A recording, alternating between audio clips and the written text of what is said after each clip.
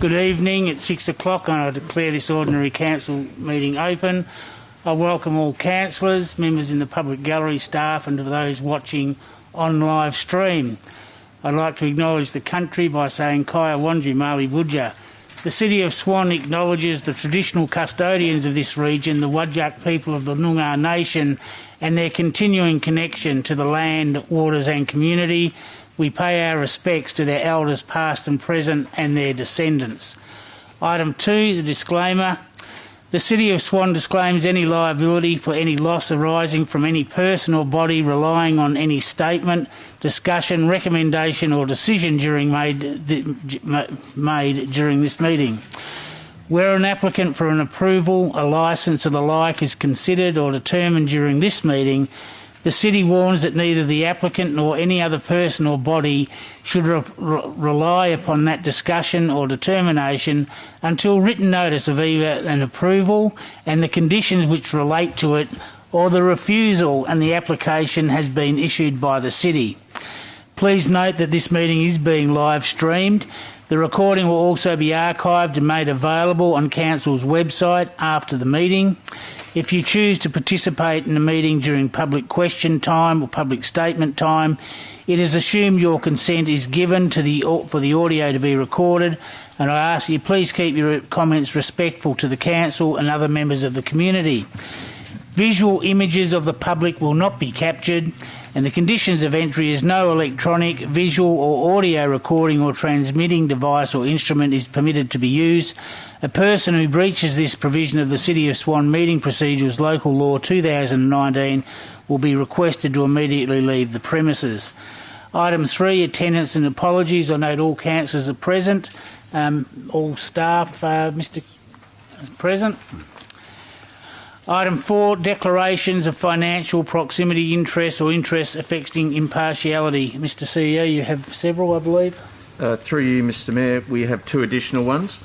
The first one is in relation to item C32 from Councillor Knight.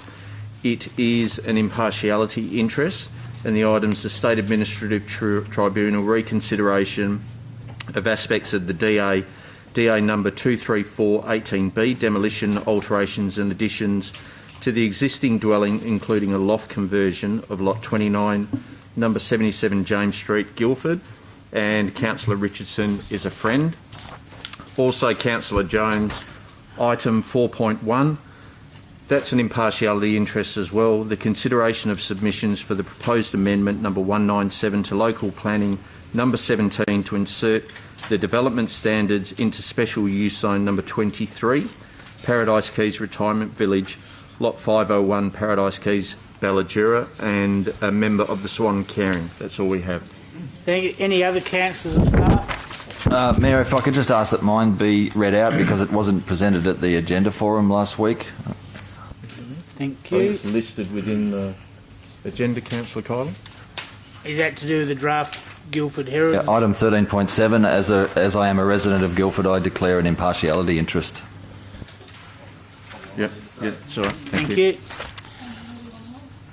Councillor Howlett. I am a deputy member of the Swan Community Care, so perhaps I should declare an impartiality on item 4.1. Impartiality on that? I believe so, yeah. If you can complete the appropriate form and hand it up during the meeting, please.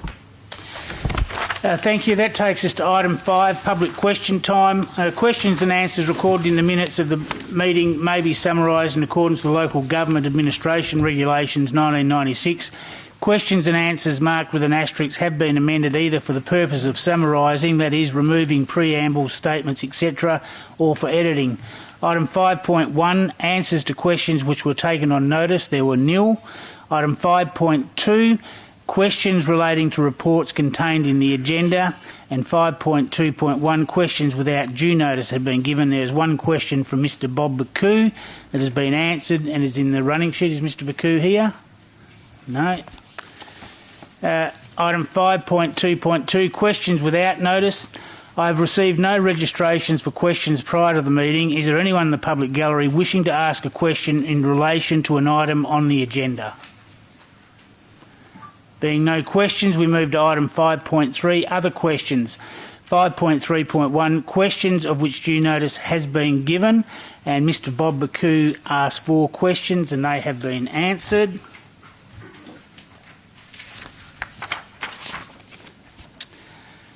Miss Karen Mowat has asked a number of questions, 5 questions, and they have been answered. And 5.3.2, questions without notice. The following have registered asked questions on matters not related to the agenda. Mrs Christine Hughes. If you come forward, thank you, Christine. Turn your microphone on and ask your questions. Thank you, Mr Mayor. I'd like to ask questions, please, relating to general planning processes. And I'd like to start, I have 3 questions. Am I right in understanding that the Conservation Policy 106 requires that development applications in Guildford must be accompanied by heritage impact statements, elevations and relevant plans? Thank you. Mr Russell. Yes, but that can be varied at the discretion of the city. All right, well, that's probably going to require me to get an answer where I could understand, because my next question was why from time to time do you accept development applications that don't have all of that information and then lodge them on the have your say notice board with a closing date but with insufficient information for a reasonable submission to be made? I'm not sure if you can answer on what basis you exercise discretion to accept them or require them or not. Perhaps I could suggest that, Ms Hughes, you contact Mr Russell and you can have a discussion about why some are and some aren't. All right, well, I just make the observation that the policy is very clear and says they must. And the third question was that in the event of a delay for any reason, including absence of relevant documents, where one seeks an extension of, say, 1 or 2 days, how does the city determine whether to grant such an extension? That is, who, on what basis, and who has the discretion to perhaps extend a deadline by 1 or 2 days? Mr Russell. I think the answer to that question is that until fairly recently, the Commission under the Town Planning and Local Planning Scheme regulations has prescribed maximum time frames for applications to 14 days. What we've done when we look at, and notwithstanding that, when we look at considering whether or not to grant an extension for time, one of the things we will consider is the statutory time frame of the application, where in the process it is at, and whether or not the extension of time may impair the ordinary time frame to submit an application for determination, whether that's delegation or to council, and then the particular circumstances as to why the applicant is seeking an extension of time. Certainly, for the most part, Mr Mayor, in instances of only requesting a couple of days extension, for the most part, that generally never impedes or prejudices an applicant in the time frame of the assessment of their applications, and there's often very good reasons why an applicant hasn't been able to make why an interested member of the public hasn't been able to make a submission, and 2 days generally is never a problem, and we have often granted such extensions to members of the public. Thank you. That's a fairly comprehensive answer. And just one quick one to finish up. Is it ever at the discretion of the DA applicant, or is it always a matter council determine, or the city planning staff determine against the criteria described? Through you, Mr Mayor, under the new regulations, if it's beyond 14 days, you must seek the applicant's consent. But previously, it was at the discretion of the council or the city staff, and it had nothing to do with the applicant. All right, thank you. You've told me things I wasn't aware of. Thank you. Thank you for your questions. Any other questions from the public gallery on items not on the agenda? Being nil, we'll go to the next item, public statement time. And I have a number of people registered for public statements. We're limited to 15 minutes, and I think we'll achieve that time limit. The first person is Mr Grant Stewart in regard to item 2.2, adoption of local planning policy kangaroo management. Is Mr Stewart here? Not here at the moment. I'll call on the next speaker, Mrs Christine Hughes, in regard to procedures to support the heritage conservation policy, item 6.2. Thank you. You'll have 2 minutes, Mrs Hughes. Thanks. It's a good thing I forgot to switch off the microphone. I just wanted to address two fairly quick things and just around the question of procedures that support policy, because obviously policy doesn't work on its own without procedures. And I want to draw to your attention, some of you will already know, but that for a number of years individual properties in Guildford and presumably Midland and other places, which were on the State Register of Heritage Places, had a memorial placed on their title advising that it was subject to special treatment.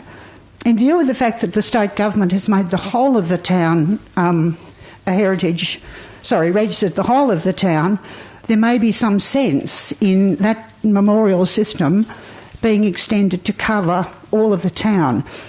And the basis for that would be, much as it is currently, or it has been in the past, is simply prior to purchase, you get a bit of a flag about how to manage your expectations. So I'd ask you to consider that. The second thing I wanted to mention was heritage impact statements. There appears to be no consistency in the approach to what's in them, who completes them and to what standard. In some, you find that very little information is submitted or not at all. Others might be a single page, often irrelevant. And some up to 50 to 100 pages. One of the problems with these heritage impact statements being completed or required by the applicant is there's an inherent conflict of interest which arises. You have 30 seconds left, thank you. When the consultant writing it has as his or her first or primary responsibility to serve the interests of their client. And you never get repeat business by writing reports that don't support the client's aspirations and expectations. So they are partisan and of little value. And I would ask Council to consider standardising the content and employing its own qualified heritage officer to complete them on a fee-for-service basis to better protect your assets. Thank you. Thank you. The next speaker on on the same item is Ms Barbara Dundas. Item 13.7, Draft Guildford Heritage Area Local Planning Policy. Thank you, Ms Dundas. You have 2 minutes. Thank you. Thank you for the opportunity to speak. Councillors, I'm going to urge you to reject the officer's recommendation on item 13.7. And it's because it primarily starts with a flawed point, which is aligning with the state heritage policy. The report itself is open to exaggeration. It has errors, and you may argue these can be corrected, but the fundamental problem with it is that Guildford has been recognised as an intact 19th century town. Now, to manage any planning on this, you have to take this overall view. You can't divide it into sections, else you end up with a multitude of pieces. It's a bit like having a jigsaw, picking up a bit and describing it, and a bit here and a bit here. You don't get the full picture. You lose the avenues of trees. You lose the patterns of development. And this report is highly flawed in that respect. It's also open to exaggeration, incorrect data, and erroneous statements. For example, by the Guildford Hotel, a description from the Guildford Hotel to Stephen Street, they say it's predominantly 3-storey. Well, there are 15 shops there. 2 of them are 2-storey. So it's fundamentally flawed. I ask you to reject it. We have a policy that can be strengthened. You have 30 seconds left, thank you. Holistic approach, and I would urge that the current policy goes out for public comment, and you start from that point. There are some good aspects in this document that could be incorporated, but Policy 106 is a much stronger potential policy if it were linked into the town planning scheme. So I would ask you, please reject it. Thank you. The next speaker is Mr Patrick Irwin on the same item, 13.7, Draft Guildford Heritage Area. Thank you, Mr Irwin. You'll have 2 minutes also. Thank you, Mr Mayor. Councillors, it's vital to recognise that Guildford's state registration is recognised and defined in the Statement of Significance for state registration, which is just over 1 page long. This Statement of Significance really covers the town layout, the topography, the setting, and that's about it. So that means everything else in Guildford has to be, it's heritage buildings, its streetscapes, the plantings, the timber bridges, the landings, the colonial lot layout, including the ribbon lots, are actually left in the responsibility of the City of Swan to manage. So I think this document is critical to protect Guildford adequately. That's why I support Councillor Kylie's motion to review the document. It needs to be much more well-defined, much more concise, much less bulky. With a document this long, it leaves too much room for confusion, debate, and sat appeals, that sort of thing. You have 30 seconds left, thank you. As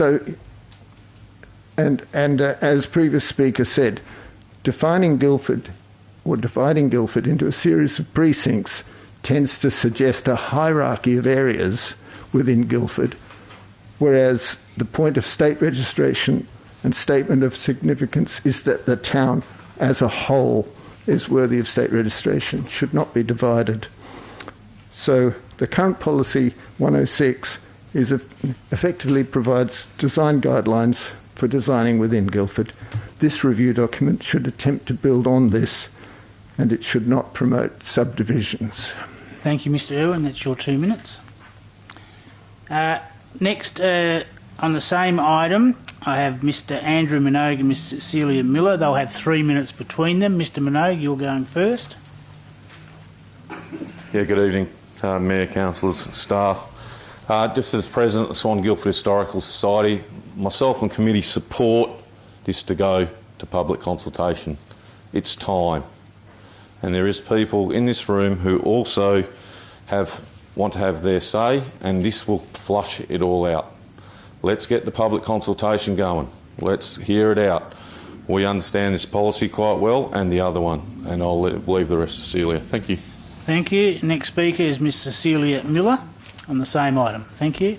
Good evening, Mayor. Good evening, councillors. Mr. Edwards. I ask councillors to vote to advertise to the broader public the new draft Guildford Heritage Local Planning Policy. I would like to step back to an exciting time in Guildford's history. The year 2019, Guildford was listed on the State Heritage Register, a state heritage town. I was over the moon. What was obvious to many in the town, the policy C106 local planning policy for Guildford does not protect the town sufficiently. It is not working. Stakeholders in the town were invited to take part in workshops working with the city to produce a better model for our town policy. A different approach was needed.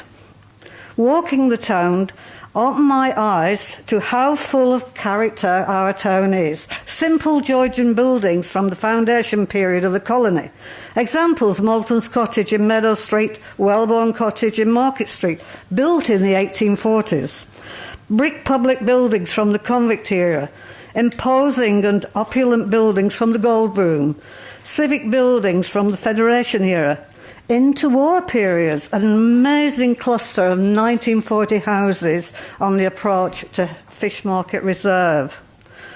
Wow, blew me away. The new draft guidelines addresses the character of the town, each precinct displaying unique and special features. The model will protect our town. Let me repeat, the new draft guidelines addresses the character of the town, each precinct displaying unique and special features. This model will protect our town. Well done, City of Swan and staff, for bringing to the Council a timely document. It is time for the broader public to see and comment on the draft Guildford Heritage Local Planning Policy. You have 30 seconds left. Please, councillors, vote for this to happen. Thank you. Thank you. And the last person to make a public statement is Mr Jeff Harris. It's in regard to item 4.3, proposed amendment number 1 to Bullsbrook Central Structure Plan. Thank you, Mr Harris. You'll have 2 minutes. Thank you, Mr Mayor. I own and operate the news agency at Bullsbrook. I'm asking councillors to reject changes to a section in the proposed amendment to the Bullsbrook Central Structure Plan that changes the zoning of our land and the 4 properties to the south from mixed-use residential commercial to R2050. Bullsbrook News Agency has been operating for more than 75 years from the same premises and is considered an integral part of the Bullsbrook community. The other properties to the south have also operated as businesses of various types continuously since at least World War II. These properties aren't suitable for residential use. Directly opposite our businesses is the RAF base, a hotel and drive-through bottle shop, a petrol station with a second 24-hour petrol station under construction, and the local shopping centre. My family and I lived at the rear of the news agency for a short time, but moved elsewhere due to the traffic, dust from the RAF base, noise and late-night hooliganism. It has only become worse with the amount of large mining equipment being transported along the highway, increasing significantly in recent years. In 2018, the Bullsbrook Town Site District Structure Plan was approved by the WA Planning Commission after considerable consultation with the community and designated our properties as mixed use. We were assured at the time by council officers our land would remain mixed use and not be affected by the rezoning of the Bullsbrook Town Site. Changing the zoning of these properties will significantly affect the resale value of our businesses. You have 30 seconds left, thank you. No one wants to purchase a business knowing they don't have the ability to improve or develop in the future. We also won't be able to upgrade ageing infrastructure, which will significantly affect our viability. I'm asking you to reject the change to the zoning and restore our ability to operate our businesses successfully as they have been for 3/4 of a century. Thank you. Thank you. That completes public statement time. It takes us to item 7, petitions, and I call for any petitions to be submitted by either councillors or members in the public gallery. Are there any petitions? Being no petitions, item 8 is deputations, and they are heard at the agenda forum last Wednesday, the 25th of February. Under item 9, announcements by the presiding member and presentations. I'd just like to welcome everyone back to the first council meeting for this year, and it's great to have you back here in our chambers. The City and Council are now back on board with the new year and ready for another year of healthy debate and decision making. I hope everyone's able to have a much deserved, relaxing and enjoyable break over the Christmas and New Year with their family, friends and loved ones. One of our first duties back this year was the Australian Day Citizenship and Community Citizen of the Year Awards, and this is a particular special event held each year on Australia Day. This year we welcome more than 70 new City of Swan residents from 18 different countries as official Australians in the lovely surroundings of Stirling Square in Guildford. It's always such a joy to see so many people who choose Australia, and in particular the City of Swan, to make their home. They take an important step and officially become a citizen of our great country. We also recognised and celebrated 6 local champions across 4 categories in the Community Citizen of the Year Awards. These individuals and community groups work tirelessly to help and improve our community, so it's great to give them the recognition they thoroughly deserved. While it was a typically warm summer's day, everyone's spirits was high for a great opportunity to come together and to celebrate together. This week, the majority of children are heading back to school, and I'm excited for them, and no doubt their parents will be glad to see them back at school as well. Whether it's their first day of year 1, high school or any grade in between, I wish all our young residents a productive and academic and a safe year. Keeping in line with the state government's recent mask mandate, I note that we must wear masks indoors at all times unless eating or drinking, and this includes our council chambers. We do play an important role for our community, so I want to assure you that the Council is committed to maintaining face-to-face council meetings for as long as it's safe and possible to do so, and to keep the wheels of our democracy turning.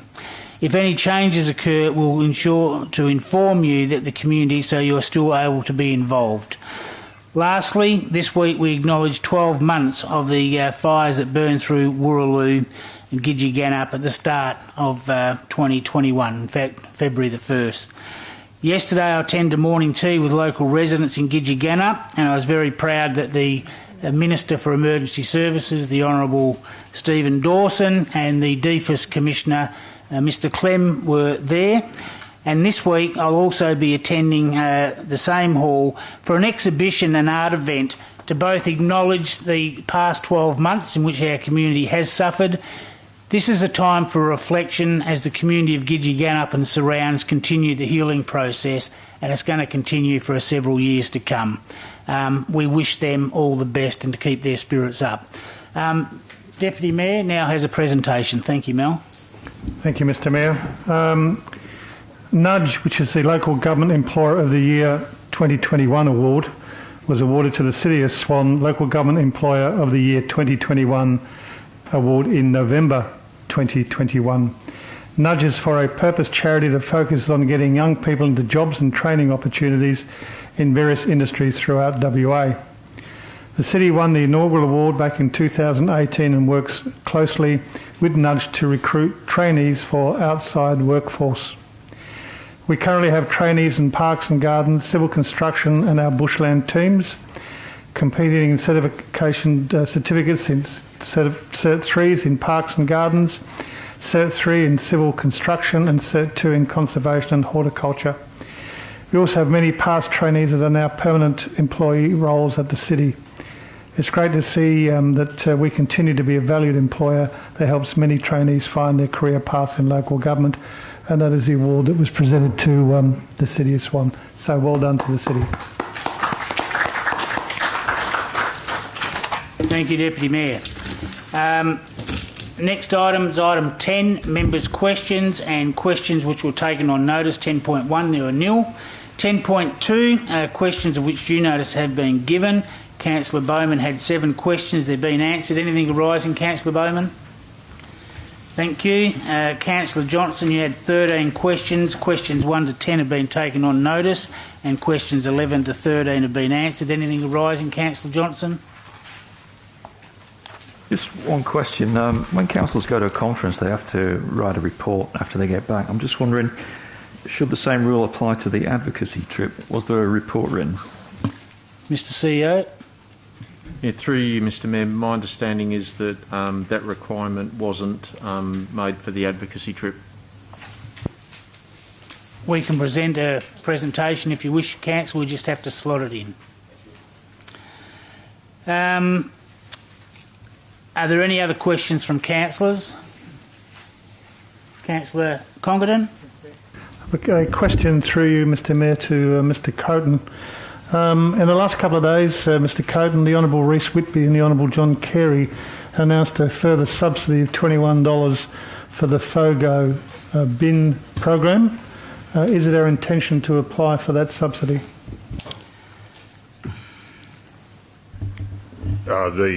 Yeah, we'll be reviewing that and potentially bringing something to council. Thank you. Before we move on to the next item, which is item 11, leave of absence, I neglected to mention that if we don't conclude tonight's meeting around the 10 p.m. mark, we'll be resuming tomorrow night at 6 p.m, Thursday the 3rd of February, if we don't finish tonight's meeting. Item 11, leave of absence. Any councillors requesting leave of absence? Through you, Mr Mayor, I have 2 requests for leave of absence. The first one from Councillor Jones from the dates of the 14th through to the 24th of April 2022, and also a leave of absence from Councillor Parry, and that's from the 8th to the 10th of February 2022. Any other councillors? Can I get a mover and second? To move, Councillor Bowman, second Councillor Zanino. Is there anyone against those leave of absences? Being no one against, I declared them carried. Takes us on to item 12, confirmations of the minutes, and I require a resolution to confirm the minutes of the 15th of December 2021. And you'll see that there's an item to be inserted. It's all in front of you. Looking for a mover and a second to move. Councillor Kiley, seconded Councillor McCulloch. Is there anyone against those confirmation of the minutes? Being no one against, I declared those carried. Takes us to item 13, any business left over from the previous meeting, and item 13.7, the draft Guildford Heritage Area local planning. Request to advertise is on page 13 of your agenda. And Councillor Howlett, you have a proposed motion. Thank you. Thank you, Mr Mayor. I actually have a couple of questions for staff. Do you want me to do should I do those first? Well, I'd like to have a motion on the floor before Sure. we have any questions. Thank you. Okay, so my proposed motion is to adopt the officer's recommendations subject to Part 1 being amended as follows. Amendments, grant approval for public advertising of the draft Guildford Heritage Local Area Planning Policy and associated character precinct statements for a period of no less than 90 days, during which engagement will be held through briefings and meetings with community stakeholder groups to inform the draft policy. Thank you. Do I have a seconder? Councillor Richardson. Is there anyone against? You wish to? Okay. You're against, Councillor Cole. You wish to debate it? Yes. Thank you. You may ask your questions now, Councillor Howlett, and then I'll go to Councillor Catalano's questions, and we'll enter debate. Thank you. So my question is to staff through you, Mr Mayor. In the recommendations, recommendation number 2 says refer the draft Guildford Heritage Local Area Planning Policy to the WAPC. When will the WAPC consider that draft as an adopted policy when they receive it, or does it remain as a draft in their eyes? Mr Mayor, through you, in the report we explain that in more detail. But what we're proposing to do is to refer it to the Commission during public advertising for them to take note of the policy. But once the policy is adopted by Council, we will have to send it formally to the WAPC for their approval. And the reason for that is that the policy proposed some modifications or variations to the R codes, and under the new regulations that eventually will require the approval of the WAPC. But at this point, after a decision to advertise, it will just be referred to them for them to take note of, not for a decision. If I could ask all councillors to have their masks on when speaking. I'm sorry, I know it's painful, it's very uncomfortable, but we're trying to set a good example. Thank you. Councillor Howlett, you have a further question? Yes, I do. Thank you, Mr Mayor. Through you again to staff. On recommendation number 3, it says, request city staff to prepare and present back to council for initiation and amendments to the city. So is that to occur before or after? So is that to occur after the advertising or after the briefing with community groups and public advertising period? Or is that going to happen? That will happen with the adoption of the policy. So when you need a council resolution to adopt the policy in support of the policy before the initiation of those scheme amendments. Thank you. Councillor Catalano, you had a question? Yes, thanks. The submissions are very concerned with the separation of Guildford into these precincts. So is this advertising period, what I'm trying to say is the consultation through this advertising period in any way going to be able to alter that kind of construction that you have in this policy whereby Guildford is divided into precincts? Yes, it will allow for that. It's exactly what we want to get comment on from the public on whether the policy is helpful to them or not. And if it comes back to say that this precincts is not helpful, that is something that will be considered at that time. So it is possible to change it. Can I also say, that'll be all right. Any other questions before we start the debate, councillors? And thank you, Councillor Howlett. You have 5 minutes for your opening debate. Thank you. So essentially, I want to see the Guildford Heritage Area local. I'll get the name of it correct. Local planning policy progress to the next stage, which is the public advertising for public comment. And this, with this amendment in here, it does come with assurances that the community stakeholders will be engaged in face-to-face meetings to inform the draft policy. I acknowledge that there are concerns raised with the draft policy, but this is what my understanding of the recommendation is about getting that feedback and getting it right. There's a lot of extremely experienced, knowledgeable speakers here tonight, and their input is absolutely valid. There's a lot of passion. We need this local knowledge to guide and direct and get this policy correct. The city's in a unique position to be able to garnish that from the community, and I really hope that we can go forward and complete the policy with full, informed stakeholder consultation.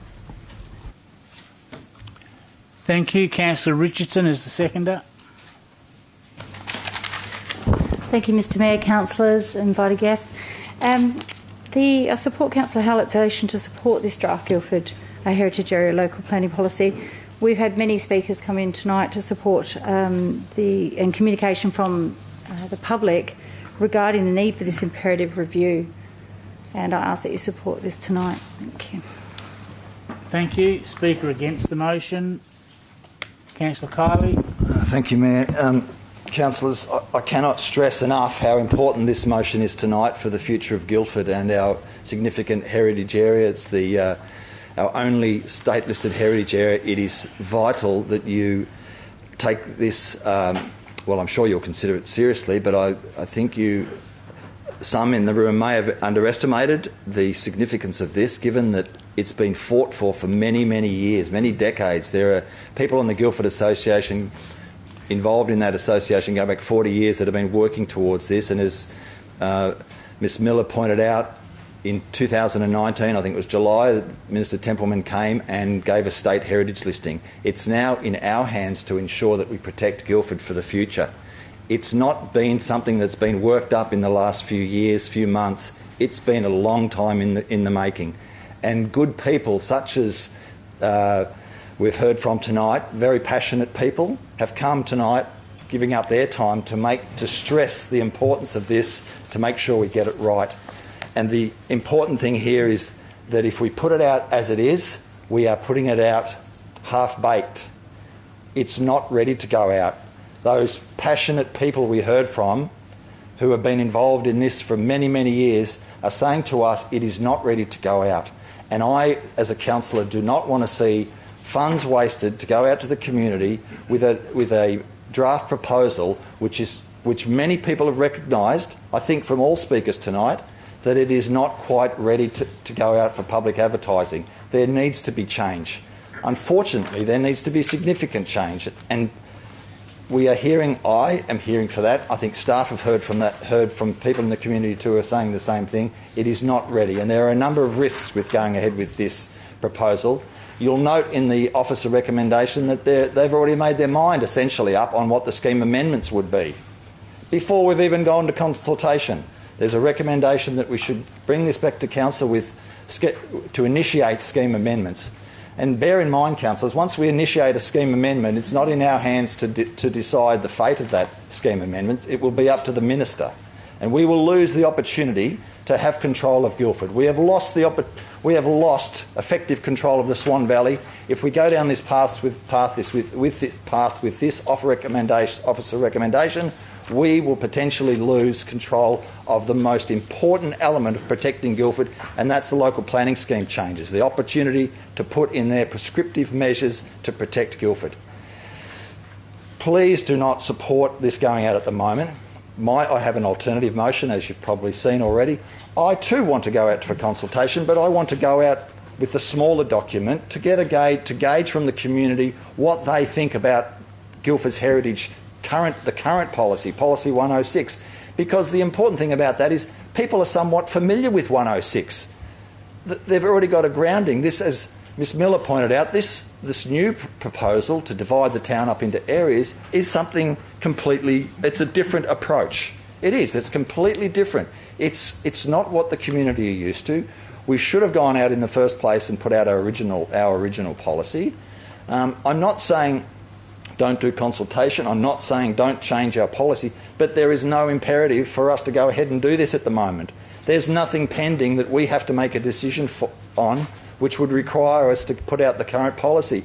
The current draft policy that you've got here before you, from page 20 to page 246, is so voluminous that most people in the community look at it and say, I have not got the time to go through over 200 pages to read this and understand it. You have 1 minute left, thank you. We are much better off bringing this, holding on to the good work that the Swan Guildford Historical Society has done so far. Hang on to that work. Hang on to the work that the consultants have done for the City of Swan, and amalgamate that information when we get the community response on the existing policy. Please do not put this out. This is so important. You've seen around town in Guildford those little signs that say, worth saving for all in WA. This is a state issue. This is of state importance that we preserve Guildford for all in WA, and we don't just go out half-cocked with a draft policy which is not quite ready. We need to do a little bit more work. There is no rush, councillors. Let's just take the time, consult with the community, listen to what they say, and then go out with a draft policy which we are 95% sure of, not a policy which we're already 40% sure of. So please do not support Councillor Hallett's motion and support the alternative that I've put forward. Thank you. Thank you, Councillor Coley. Speaker for the motion. Question, Councillor Bowman. Thank you, Mr Mayor. Through you to the staff. Recommendation 2 and 3, are they needed at the same time? Can they be done at a different time? And why are they all combined? Mr Mayor, through you, those two recommendations can be done at a different time. They were included here to get council support for us with regards to recommendation 3 to go ahead and prepare that work, because it's gonna take time to prepare those. And you would also, I'd like to remind you that there was a motion at council some year and a half ago now to start preparing scheme amendments to incorporate some of these matters into the scheme to strengthen the policy in the longer term. So the only reason it's included is to get permission to start the preparation thereof. It's a time thing. It can be done separately, definitely. Mr Mayor, sorry, just a follow-up question. Continue. So if we were only to do one, go out to advertise, get public feedback, and that feedback is completely different to what the policy is, wouldn't we be actually wasting a bit of time on, for example, number 3, where we've already started that work? Yeah, you could say so. Mr Mayor, can I request that 1, 2 and 3 be put separately, please? Can you just refer me to the page so I can get all councillors on the same page of the agenda?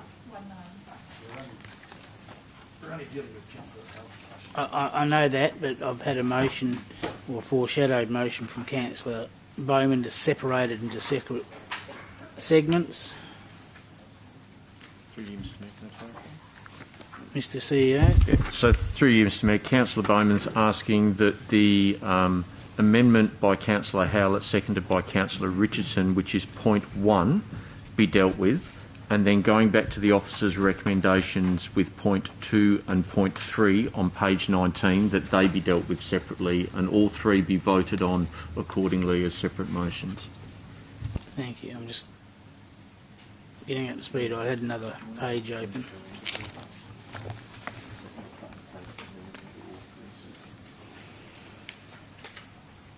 Megan will just put it on the screen, Mr Mayor, so that you can see it.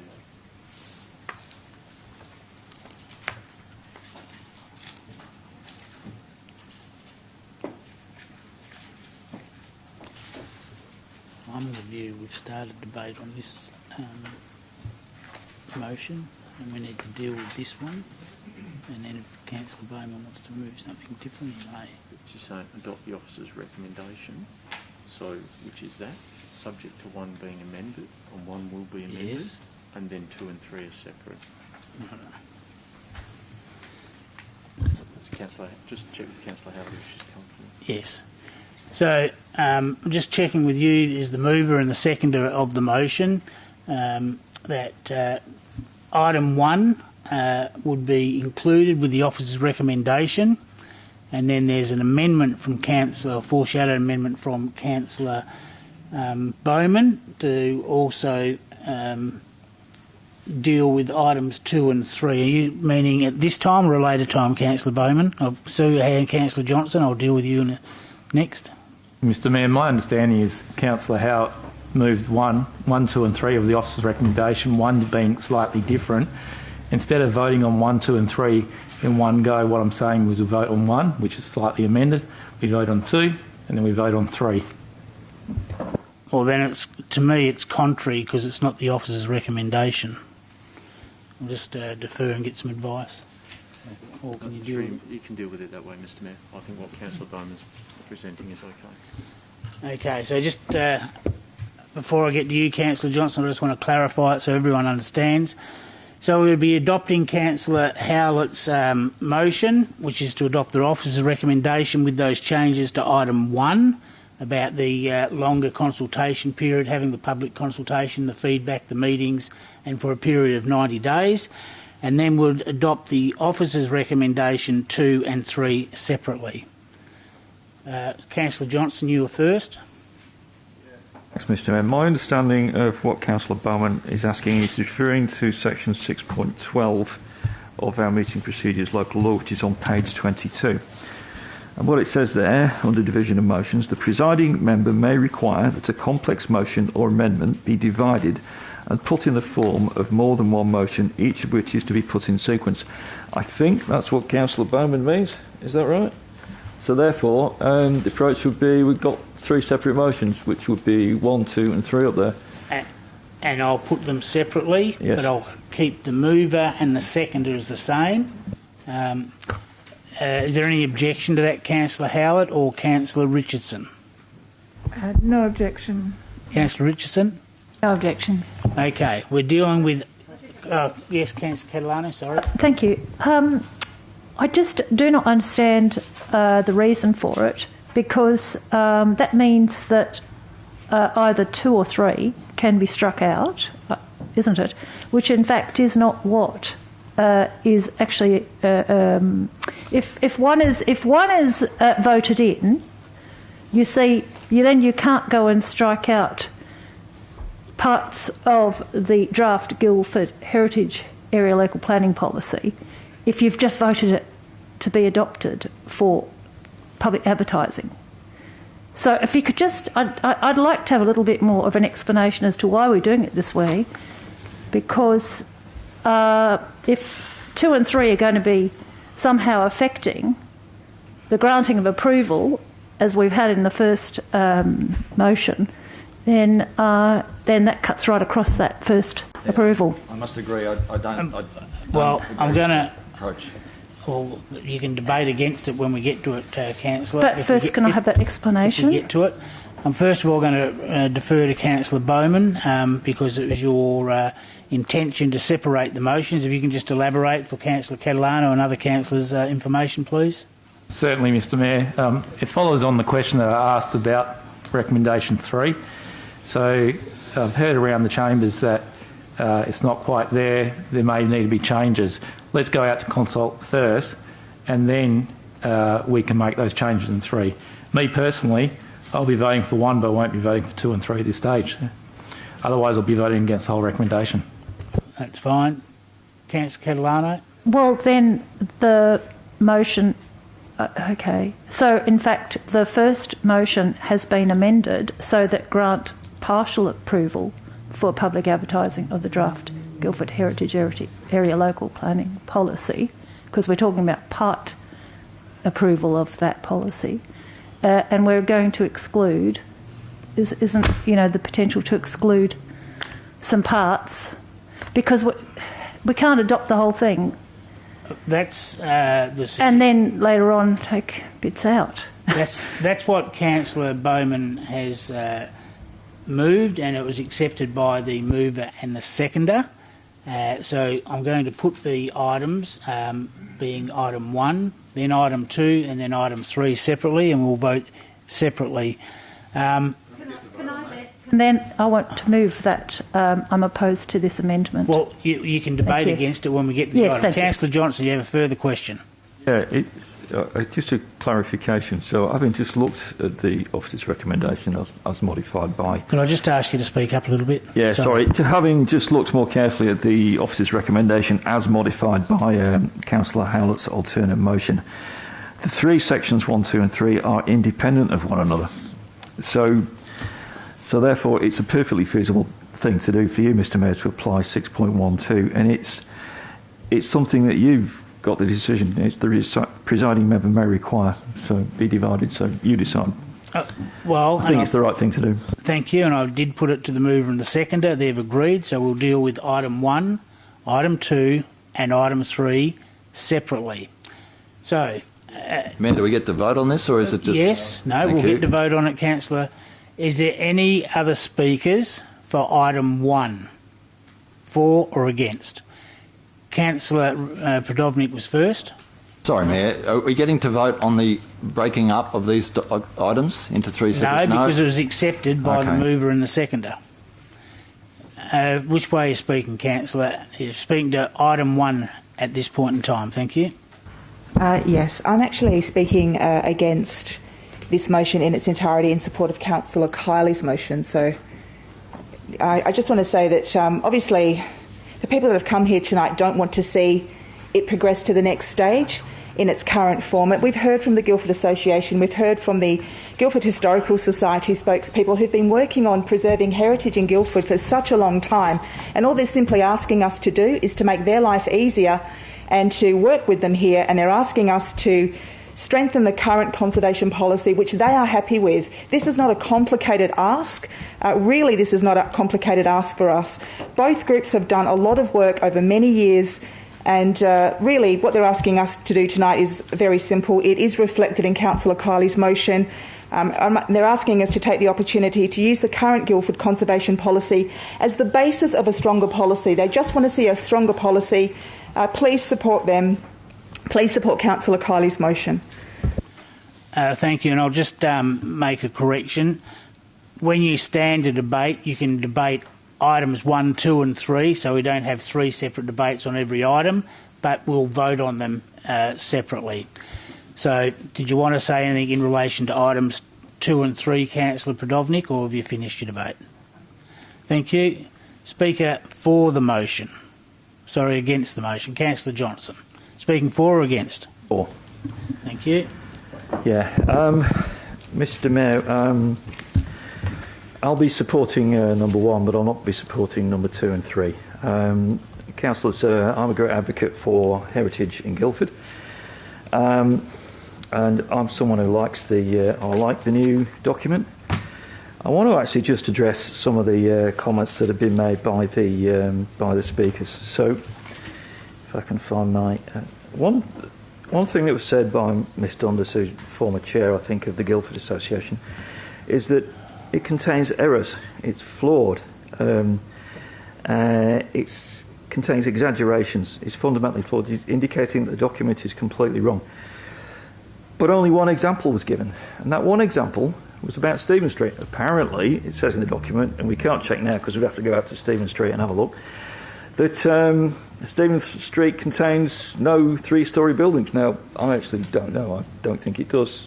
Now, just assuming that is correct, that's the nature of an error that can be fixed during public submissions and public consultations. So you can quite easily amend the document if it contains that kind of error. So I've also had myself, during the first time this was before council, many comments saying it doesn't include this, it doesn't include that, it doesn't include battle axing. In each case I was able to point out where the new document did include that information. Councillors, the new document is very similar to the old document. In fact, I have them too here. So this is part A of the new document. It is 61 pages long. And this is the old document. It's 59 pages long. If you take out the pretty pictures that this one's got all the way through it, this is actually a shorter document. This document is organised for planners. It uses techniques that planners use all the time. So it talks about performance criteria and measures. So it is a modern planning document that any of our planners would understand if they see it. And often, as you know, we get planners coming through.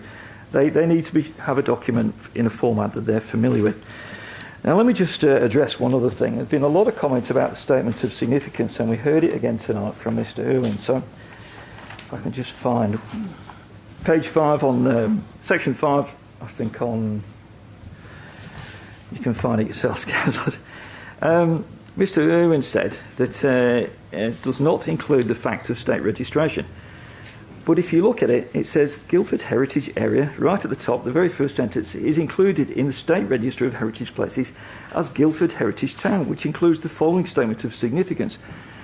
The statement of significance, which apparently is not very good, is actually the statement of significance on the State Heritage Register. So this has not been made up by Element or our city staff or come from somewhere. It is the statement of significance about why Guildford is on the State Heritage Register. So the document is flawless in that respect.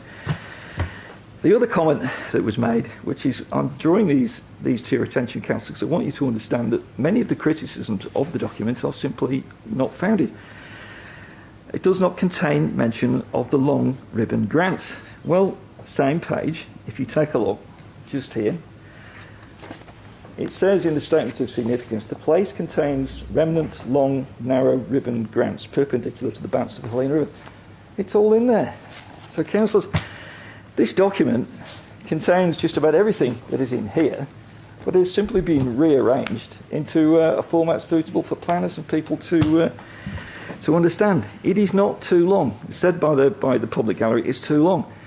Councillors, it's actually slightly shorter. The part that is longer is the completely new part. That part is part B. It's 113 pages long.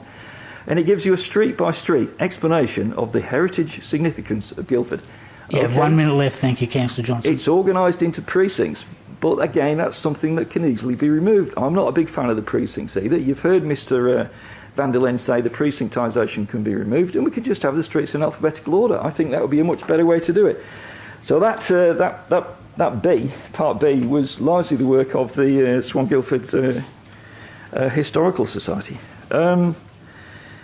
So the motion does work with them. It says there, for 90 days during which engagement will be held through briefings and meetings with community stakeholder groups to inform the draft policy. Councillors, in that meeting, my view is that with the Guildford Association, every single objection in detail should be written down, and then anything flawed or missing can be identified in here, because every question that's been put to me by the Guildford Association, I've been able to find it in here. This is an excellent document. I cannot find any flaw with it. And I've looked through it, I've had many questions asked to me, so I'll just look at what else has been said. It's not half-baked, as Councillor Kiley said. I think that's detrimental to the staff. It's wrong to say things like that. It's an excellent professional document put together by professional people and put together by the Guildford community. Thank you, Councillor Johnson. That's your 5 minutes. Speaker against the motion.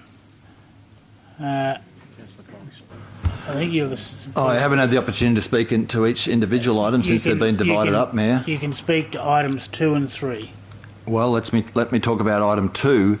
Item 1 can't be approved unless, and if it is approved, item 2 becomes, I believe, mandatory. And if I could ask staff that they are obligated to let WAPC know that they they would be aware that this would be available or put out for public comment.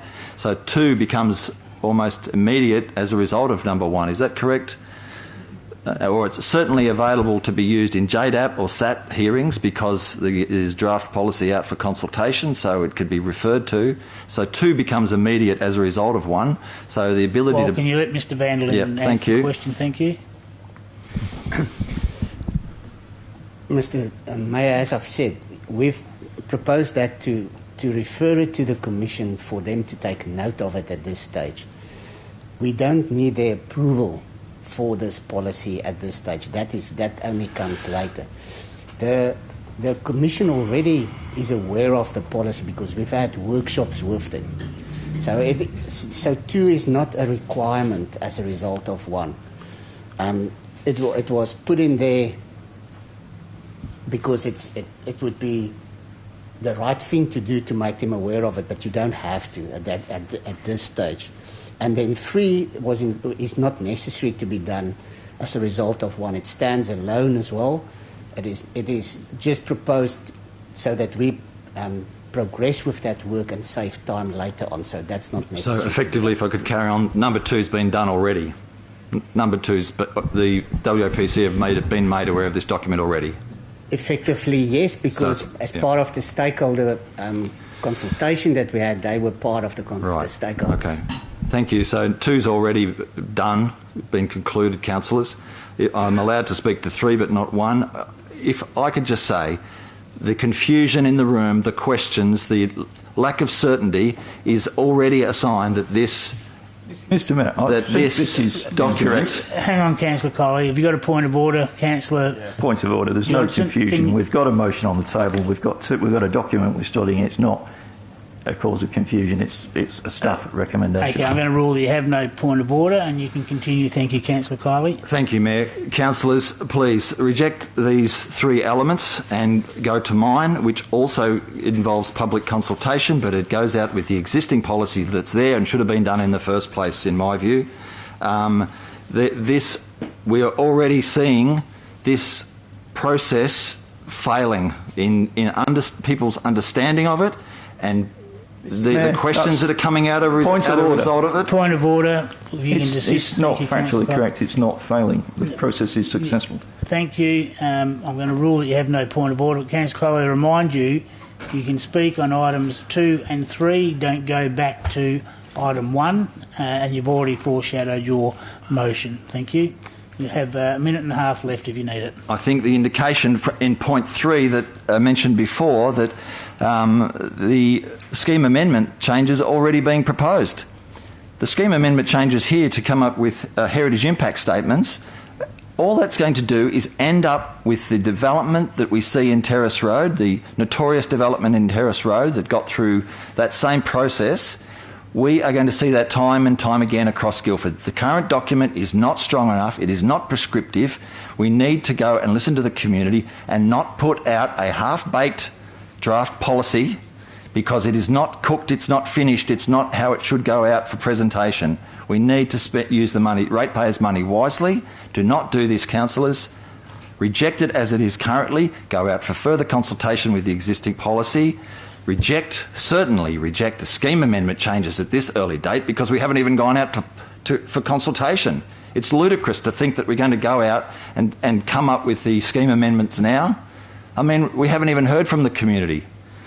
We need to take control of this and we need to do it right. So there is no hurry. Take your time. Let's do this right. Let's go back to the community and amalgamate both what the Swan Guildford Historical Society have done, the Guildford Association have done, and our Element consultants have done as well. So thank you, Councillor Kiley. That completes your time. Speaker for the motion. Speaker for or against? Any other speakers? And Councillor Howlett, you have 3 minutes for your right of reply. Thank you. And if you can address all items 1, 2 and 3. Okay, thank you. I won't take 3 minutes. There's been lots of debate on this, and I think we've all heard pretty well from everybody.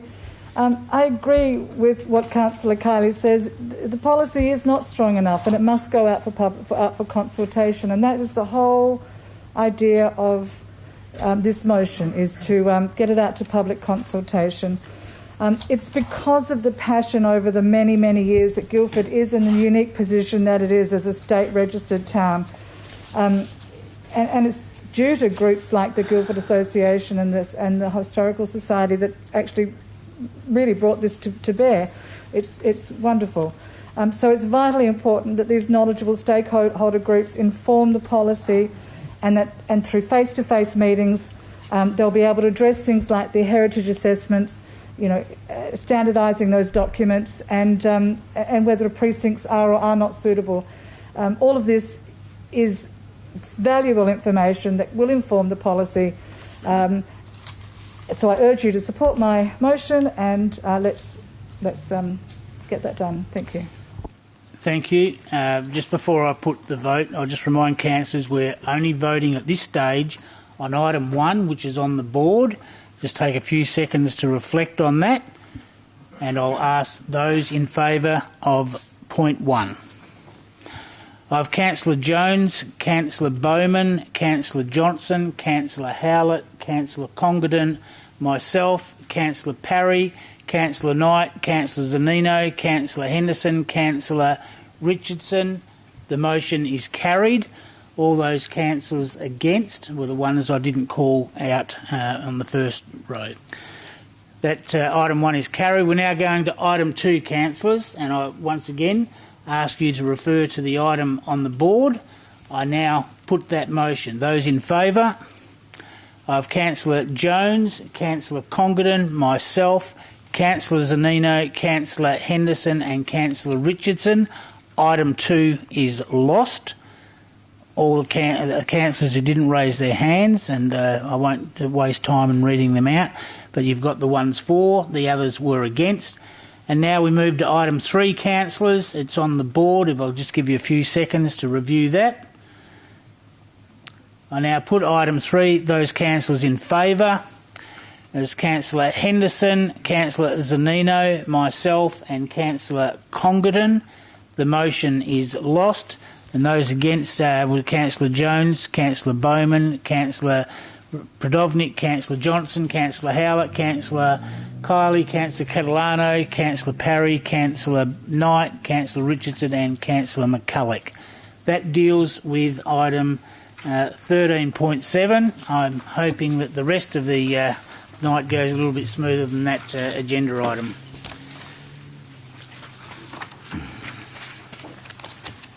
There's no need to do your item, Councillor Kiley. That takes us to page 15 of your running sheet, councillors. Item 13.8, intersection upgrade Queens Road and Great Eastern Highway. And nobody withdrew that. It was a leftover item from the last meeting. I'm looking for a mover and a second to the officer's recommendation. Moved Councillor Johnson, seconded Councillor Prodovnik. Is there anyone against? Being no one against, I declare that carried.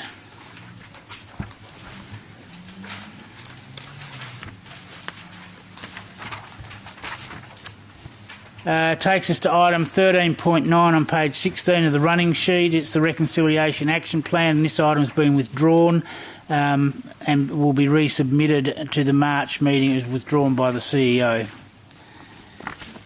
Okay, we're now on page 17 of the running sheet, councillors, part B.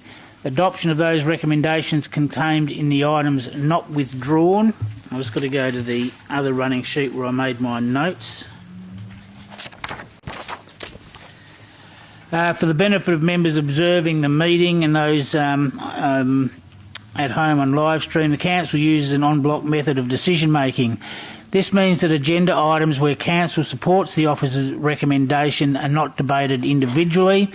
One vote is taken on all items and the officer's recommendation is therefore the decision of council. The following report from Part B has been withdrawn by the agenda by the CEO, and that's item 2.3, Policy Review Procurement, and won't be dealt with this evening. The following reports from Part B and Part C have been withdrawn for debate in accordance with the Meeting Procedures Local Law 2019 and will be dealt with council individually. And I intend to read out the item number and the heading. So in Part B, 2.1, Asset Management Strategy. Item 2.2, Adoption of Local Planning Policy, Kangaroo Management. Item 3.1, Youth Centre Funding, Allenbrook and Bullsbrook. Item 4.1, Consideration of Submissions, Proposed Amendment to Local Planning Scheme 17 about the Development Standards and Special Use Zone 23, Paradise Keys. Item 4.3, Proposed Amendment Number 1 to Bullsbrook Central Structure Plan and various lots in Bullsbrook. Item 4.4, the Responsible Authority Report, Proposed Warehouse and Associated Works in Lakes Road, Hazelmere. 4.7, Application for approvals necessary for the continuation expansion of clay extraction, Great Northern Highway, Bullsbrook. 4.10 has now been taken out of the en bloc, and that's the proposed outbuilding shed at the Vines Avenue in the Vines. Will now go into for discussion. Item 5.2, proposed congestion improvement intersection of James Street and Johnson Streets in Guildford. Item 5.3 has now been withdrawn by Councillor Catalano and will move to the en bloc items. Council item 7.1, local government reform, City of Swan submissions. Part C to be withdrawn and debated is item C 3.1, State Administration Tribunal reconsideration amendment aspects, development approval and demolition alterations. Okay, I'll get to it in a second. Demolition alterations at Lot 29 James Street and Guildford. And another one in the withdrawn items is item 7.2, Office of the Auditor General Information Services Audit and Report on Legal and Regulatory Improvements with a revised recommendation. The following items, Councillor Catalano, you have a question? I do. That was a withdrawn list, wasn't it? Yes, I don't believe you said 4.5.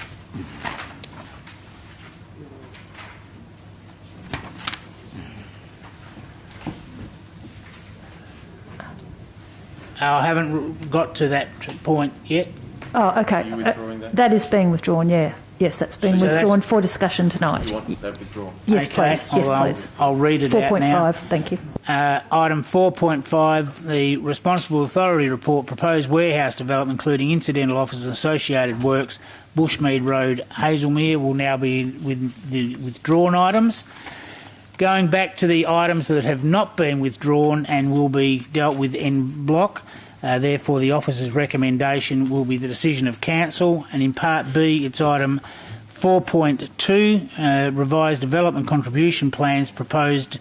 The local planning scheme established and inserted development contribution plan, the development contribution area number 8 of Henley Brook Urban Precinct. 4.6, Responsible Authority Report, new building and refurbishment of educational establishment, Swan Valley Anglican School, Swanley Parade, Averley, with a correction to the recommendation contained in the RA. 4.8, proposed demolition of a rear extension and construction of a new rear extension alterations to a single house at Station Street, Guildford. 4.9, proposed demolition of a rear lean-to and construction of a rear extension on East Street, Guildford. 4.10, proposed outbuilding shed, Vines Avenue, the Vines, that's now in the withdrawn items, councillors. 4.11, proposed outbuilding shed, Woodlake Boulevard and Allenbrook. 4.12, statutory planning decisions under delegated authority. 5.1, Coongamire funding project. 6.1, list of accounts paid November 2021. 6.2, financial management report for a period ending 30th November 2021. And 6.3, budget adjustments from 21-22 and to February 2022 with an updated attachment. Item 6.4, change of basis evaluation. Item 7.2, that's the one that's been added, and that's in the withdrawn or the not withdrawn? No, that's for debate. That's been so 7.2, which was on the en bloc, is now been withdrawn for debate. And item Part C, item C 3.1, acquisition by agreement portions of lot 77 Henley Street, Henley Brook. I now call for a move and a... Just 5.3 as well. Include that one in the en bloc. Included in the en bloc. Yes. So now to be included in the en bloc items is item 5.3, proposed dedication of 2 portions of land as road lot on Talbot Road, Hazelmere, and Stirling Crescent, Hazelmere. That was withdrawn by Councillor Catalano to go to the en bloc items. I now call for a mover and a second of those items not withdrawn for individual consideration. Moved Councillor McCulloch, seconded Councillor Kiley. Is there anyone against? Being no one against, I declare those items carried, which takes us to the next item. It's item 2.1, Asset Management Strategy. It's on page 294 of the agenda, councillors. Councillor Kiley, you have a motion. Thank you, Mayor. Councillors, my motion is simply to defer consideration of this item for the following reasons. Number one, there are a number of aspirational targets which are of concern. In particular, the Department of Water and Environmental Regulation limitations on non-potable water is but one example where more information is required. And number two, to gain a better understanding of the implications of accepting these targets. Do I have a seconder? Councillor Parry. Is there anyone against? Being no one against, I declare that carried. Takes us to item 2.2, Adoption of the Local Planning Policy Kangaroo Management. It's on page 323 of your agenda. Councillor Bowman, you have a motion? I do, Mr Mayor, and it's on the board, and it's a combination of a few amendments and Councillor Howarth's few amendments. Thank you. Do I have a seconder? Councillor Parry. Is there anyone against? You wish to debate it, Councillor Kiley? Just an amendment, if I could. What's your amendment? And I'll see if it's acceptable. Under 3.1.1, I can't accept the word protection, given that some of the management might involve culling. I disagree with the word protection in that item. I would believe the management of kangaroos, I'm happy with that, but to take out the protection and the underlined words, basically, I disagree with that. I'm hoping that the mover could possibly remove them. Councillor Bowman. Mayor, I was looking at Councillor Howard because that's part of her changes that she asked for. Do you understand the query Councillor Kiley has with word? Yes, I do, and I think that's acceptable. Yes. So you're agreeable to remove the word protection, the protection and or then read the responsibility and management of kangaroos. I'm happy as the mover to do that. If that's acceptable to the mover and the seconder, that'll become part of the substantive motion. Question, Councillor Catalano. Yes, thank you. I'd like to ask the mover and seconder to consider amending, or at least including, my two amendments, which in this document here are actually considered to be an alternative motion, and that's correct. Yes, thank you. Have you had the opportunity of looking at Councillor Catalano's point 4 and point 5, Councillor Bowman and Councillor Howlett, to see if you're prepared to include them in your motion? I have, Mr Mayor, and I think it's quite substantially different, and there's reasons why I wouldn't support that. So it's not acceptable? Okay. No. To the seconder? Sorry, Councillor Parry. I don't know. No. Okay. Do you wish to yes, move thank you. that, Councillor Catalano? Yes, thank as you. An amendment? Yes, thank you. Well, we'll open the debate. We'll hear from the mover and the seconder, and then you can debate against Councillor Catalano and move your foreshadowed amendment. No, move an amendment to this. Just moved an amendment.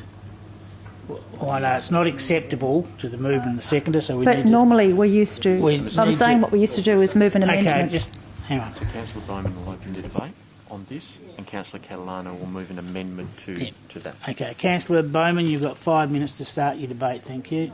Mr Mayor, I'll do it in 60 seconds. Mr Mayor, there's a number of people in the community would have preferred to see a policy covering all impacted animals. I'm advised this will occur in the future, and for now the kangaroo policy is a hop in the right direction. There are, however, a number of proposed small changes to strengthen the proposed policy. Councillors, the changes you see in front of you are a combination of what I've proposed and what Councillor Howard has proposed. You will note many of the changes are simply strengthening the wording from shall to must, as an example.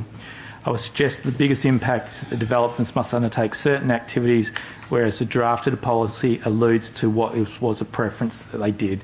As such, just taking out some of the ambiguity, Mr Mayor.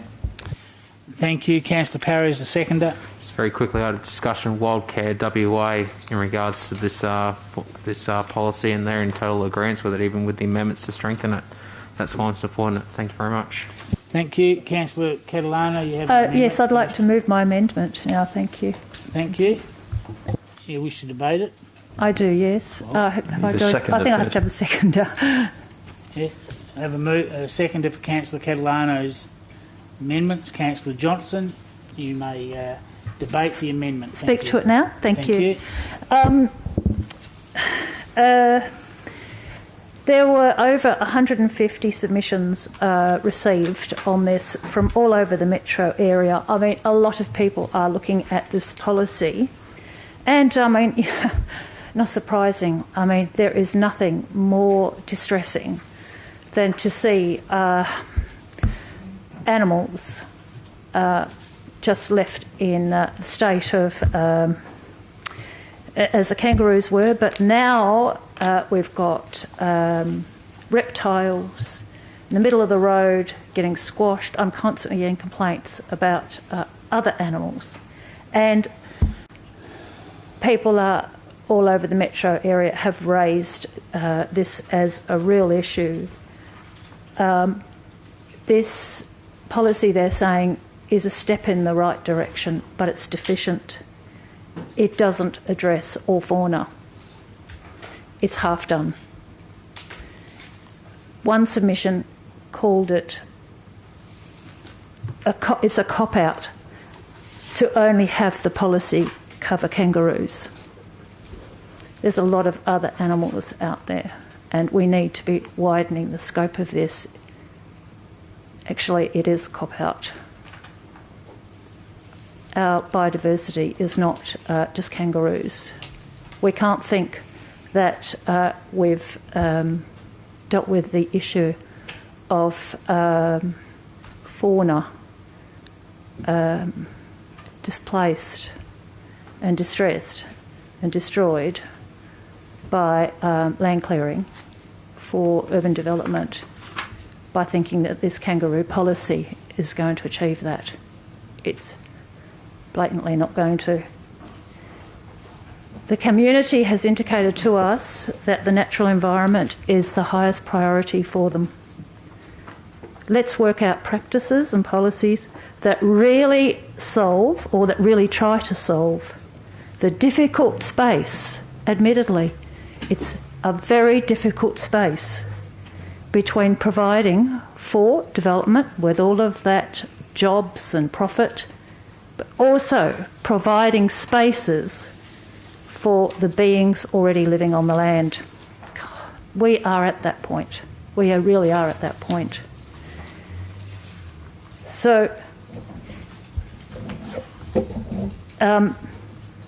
if we don't do it, logic will determine that we'll just end up with nothing more than people and their sterile urban spaces that ultimately will negatively impact our well-being, the climate, and the future of our children. We can't let this policy just be a cheap option for developers. We have to insist on more expensive and more quality policies that provide us with real outcomes for all animals, birds, reptiles, mammals. Once they're gone, they are gone. They're gone forever. I've said this so many times in this chamber. We need to start thinking about coexistence with our wildlife, and we need to be thinking about how we can, for the rest of those bush sites that we have, which are quite significant, still quite significant, we need to be working out for our children and our children's children how we can retain some of those natural values, some of those fauna species, and we need to start looking with the state government at corridors being built into our structure plans. And I want to say, there's nothing new about this. I remember back in the 1980s, we were talking about native corridors. We were talking about nature corridors. And it's all gone off the agenda. It's slipped. It's slipped off the agenda. What have we been doing these last 30 years? We have been destroying our environment, and destroying our biodiversity, and destroying everything that makes even human life worth living. It's not just about profit. It's about the well-being of all of the animals and beings around us. And we really have to start thinking about how we can maximise their survival, because their survival is our survival, and we cannot... Thank you, that's your 5 minutes. Thank you. Councillor Johnson as the seconder. Yeah, thank you, Mr Mayor. Councillors, I support this because I think originally this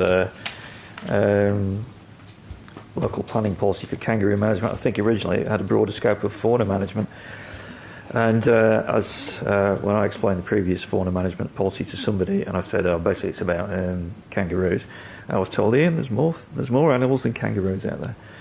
So I think this is a reasonable amendment, a reasonable addition to this motion.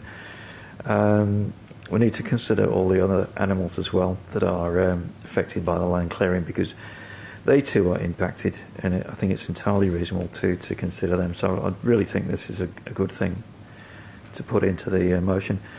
And secondly, the concept of future development structure plans including nature corridors. Well, that would be great.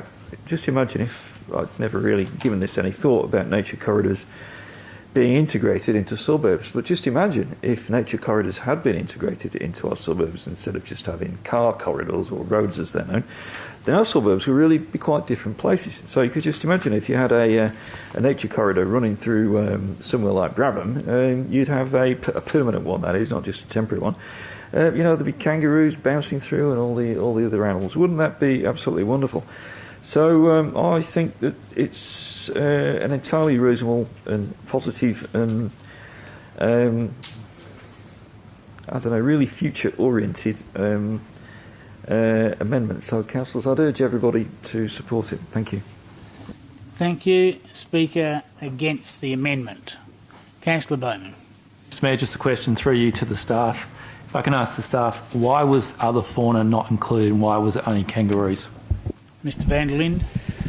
Mr Mayor, through you, if you go back to the history of the preparation of this policy, and it's reflected in the council report at the bottom of page 323.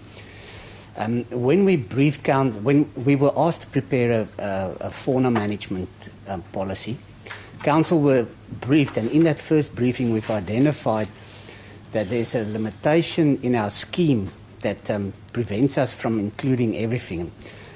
And at that stage, the process was to prepare a fauna management plan that only addresses kangaroo management and initiate a scheme amendment that will provide in future the powers to address other fauna as well. And that is why the council previously approved this policy to be advertised, which only included kangaroos, and the scheme amendment that will provide those, the initiation of that scheme amendment. So that scheme amendment with the EPA has come back and will soon be advertised.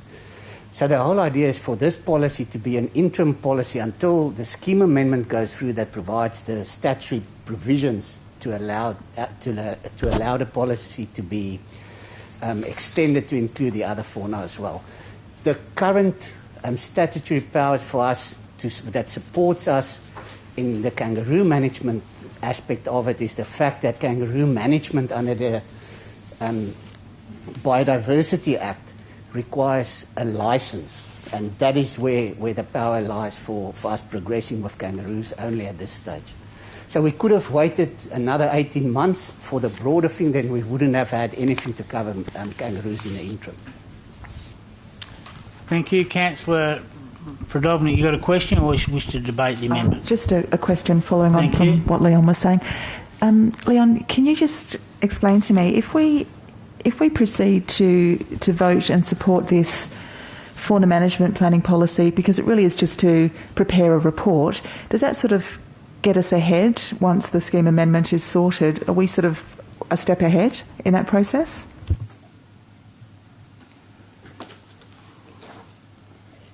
Do you understand the question, Mr van der Linde? So, proposed recommendation for this. So the report, our previous council report actually addressed the possibility of including the fauna aspect. So there was a report that explained that. But so a report will just be a report that explains what we've done today. So there wouldn't be a real purpose in full, because we're doing that in any case as a result of previous work done. It's just waiting for the scheme amendment to progress to a point where it can progress that matter. So if I'm hearing you correctly, you're saying that while we're waiting for the scheme amendment, preparing a report wouldn't get us on the front foot? I mean, we could cover new ground, couldn't we? It's not necessary because we've already done that. Any speakers for or against the amendment? Councillor Kylie, you were first. Just quickly, Mayor, I won't support it at this stage. I really commend Councillor Catalano on putting it forward. However, I just don't think it's appropriate. I don't think it's consistent with the current kangaroo management policy, and I'd like to see it come back in a separate motion. Thank you. Thank you. Speaker for the amendment. Speaker against the amendment. Councillor Congdon. Thank you. Thank you, Mr Mayor. I think Councillor Kylie took my thunder. If I might remind everybody, page 323, adoption of local planning policy, kangaroo management. And the amendments that have been made by Councillor Bowman are in fact amendments to the kangaroo management policy.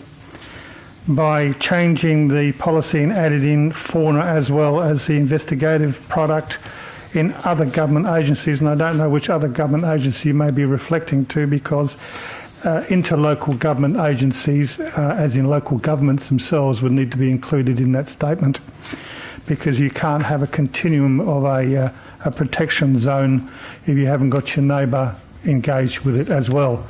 So I can't support this, and I strongly do recommend, Councillor, that at another meeting you put up a policy for the Council to look at for a fauna management planning policy to include all others other than kangaroos. Thank you. Speaker for the amendment. Any other speakers for or against the amendment?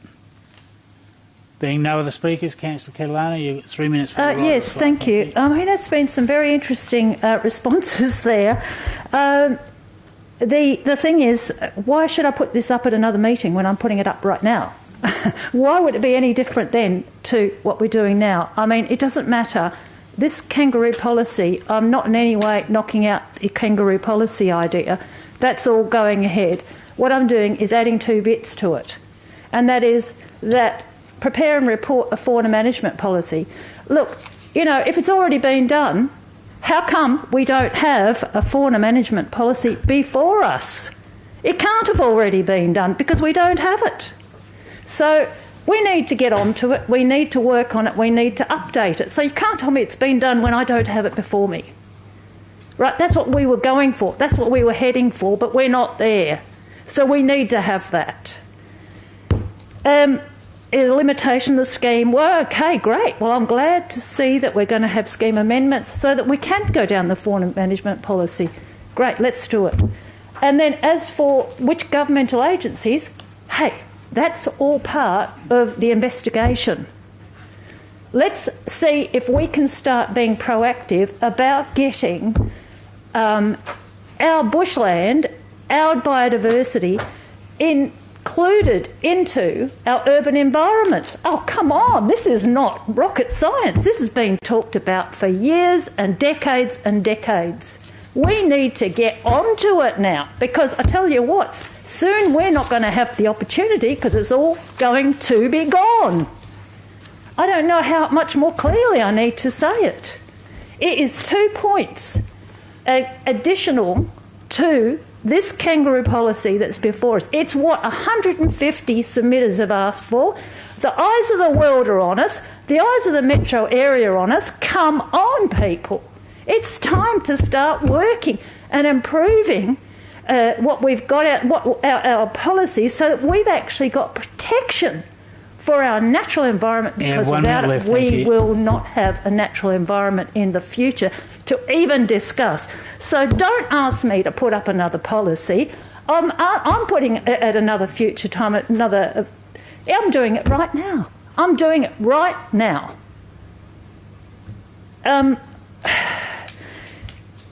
If this goes through, this starts to give notice to elected members, and that's state and federal, administrators and developers, that the time has come in the City of Swan to start looking after, recognising the value of our native environment, our natural environment, and to start looking at ways so that we can coexist with what we have left.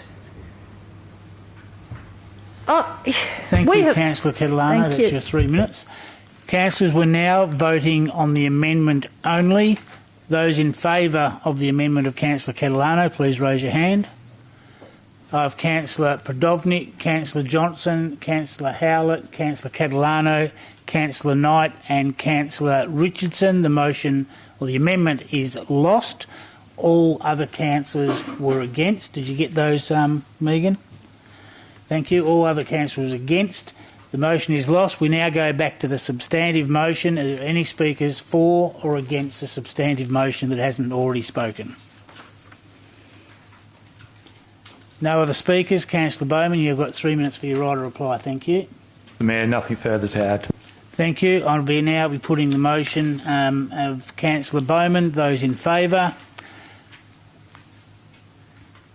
It is everyone other than Councillor Catalano. The motion is passed. Councillors, that takes us to item 2.3, policy review procurement, and the CEO has withdrawn this item for it to be reconsidered once the item 1C1.9, the delegation of tenders review, is debated and determined. This matter will be brought back to a future council meeting. We now move to item 3.1, Youth Centre funding, Ellenbrook and Bullsbrook. It's on page 455 of your agenda. Councillor Bowman, you have a motion? I do, Mr Mayor. It's on the screen there. It's basically to only approve the budget for the 2022-23 year, and I'll go into debate if need be. Thank you. I have a seconder. Read out properly. Yeah. Sorry, Mr Mayor.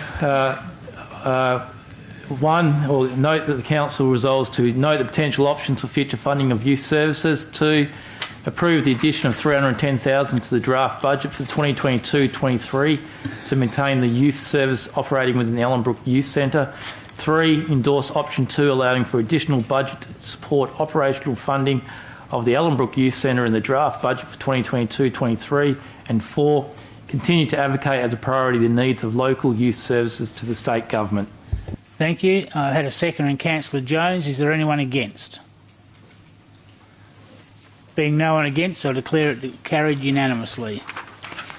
That takes us to item 4.1, consideration of submissions, proposed amendment 197, the local planning scheme number 17, to insert development standards into special use zone number 23, Paradise Key Retirement Village Estate, Paradise Keys, Ballajura.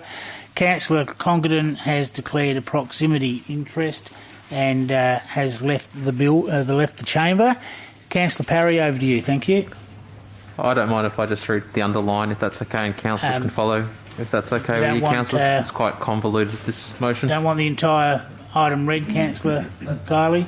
I can start very slowly if you like. If you can just highlight the underlined sections in the conditions, so I think. Councillors, under conditions, in point 1, for clarity, is underlined not exceeding 12 metres above natural ground level. AI is a maximum building height 2 stories not exceeding 9 metres above natural ground level. Turn the page to page 27 on the run list.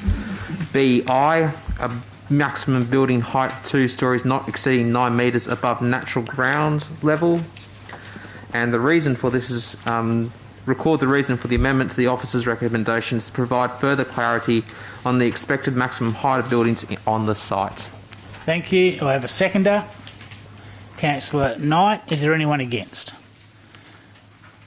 A question, Councillor Kiley. Given it's a sloping piece of land, are we talking about the measured height from the rear, the lower portion of the building, or the rear, the upper portion? How would you measure that? Mr van der Linde. Mr. Mayor, through you, the measurement will be from natural ground level at any point along the site. So at the point where you measure it, ground level at that point. So if you measure it at the lower end of the building, it will be 12 metres at that point. If you measure it at the high end of the building, it will be 12 metres from that high point. Satisfied, Councillor Coley? I'll ask again, is there anyone against? Being no one against, I declare it carried unanimously, and we could recall Councillor Congdon to the chambers, please. Mr Bishop, if I could ask you to recall Councillor Congdon. While he's returning, I'll move to the next item. I'll let you know what it is. It's item... Thank you, Councillor Congdon. At item 4.3, proposed amendment to Bullsbrook Central Structure Plan, various lots in Bullsbrook. It's on page 639 of your agenda. And Councillor Howlett, you have a recommendation. Thank you, Mr Mayor. So I have... my motion is to adopt the officer's recommendation subject to the inclusion of the following modification. Those existing properties fronting Great Northern Highway adjacent to the south of the junction with Bullsbrook Road being numbers 2532, 2536, 2540, 2542, 2544 and 2546 Great Northern Highway being depicted as commercial on the structure plan map, commensurate with the nature of the existing uses and in line with the intent of the Council and the WAPC endorsed Bullsbrook Town Site District Structure Plan, which acknowledge the existence of those existing non-residential uses. Thank you. Do I have a seconder? Councillor Richardson. Is there anyone against? I've got a question, Mr Mayor. We normally have to have a reason to change an officer's recommendation. Yes, have you got a reason there? Thank you, Councillor Howlett. Yes, sorry about that. The reason is that this gives some certainty to the current business owners that they can continue on in the manner that they have been operating as small businesses in the community. Thank you. I'll just wait for that to be typed onto the board. If you've got a handwritten copy of that reason, if you could pass it up and I'll give it to the minute clerk so we make sure we get it 100% correct.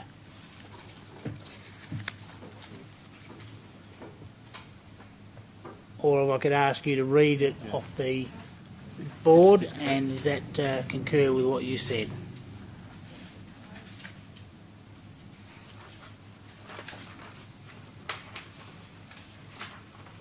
Yes, I think that's fine. Thank you. With that reason, I'll ask, is there anyone against? Question, Councillor Henderson. Thank you, Mayor. From a technical perspective, could staff advise if there would be any a technical impact on the proposed residential structure plan? Mr Russell or Mr van der Linde, please. Through Mr Mayor,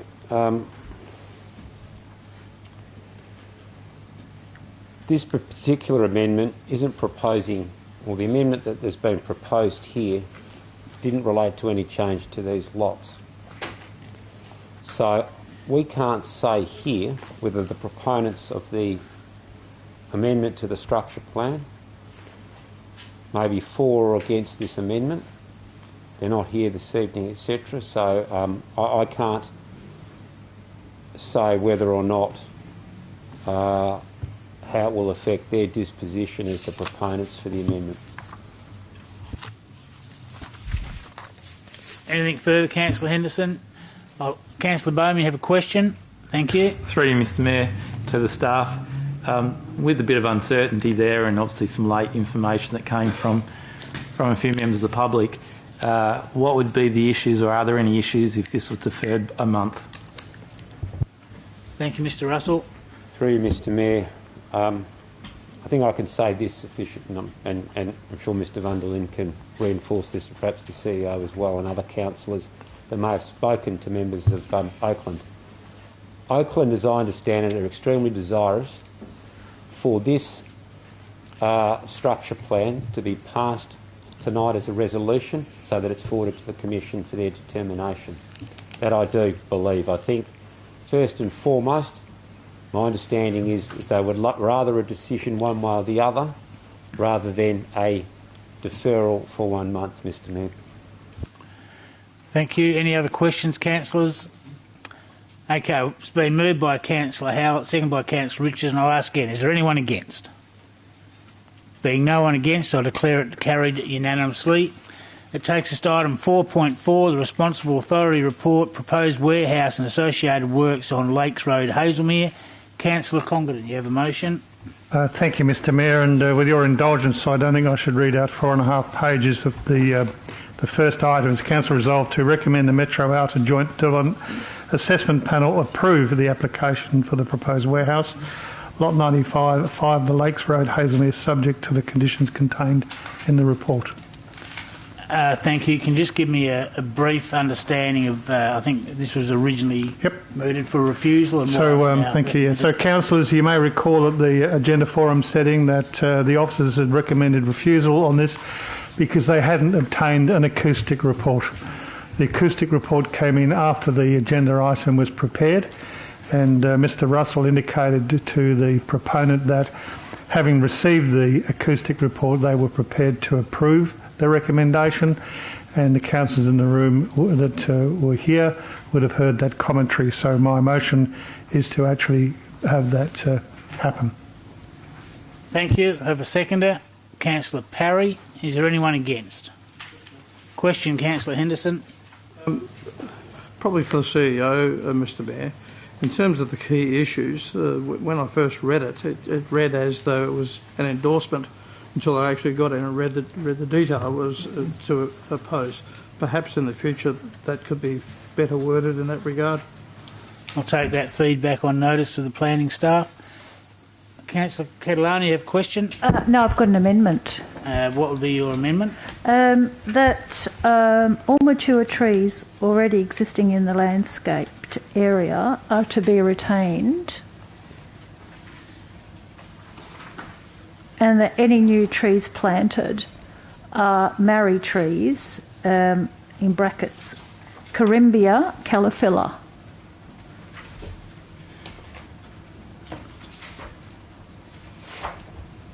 Corymbia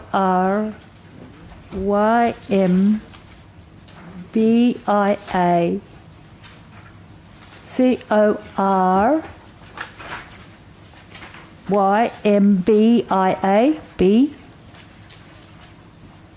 calophylla, and that's a new word, CALLOPHYLLA.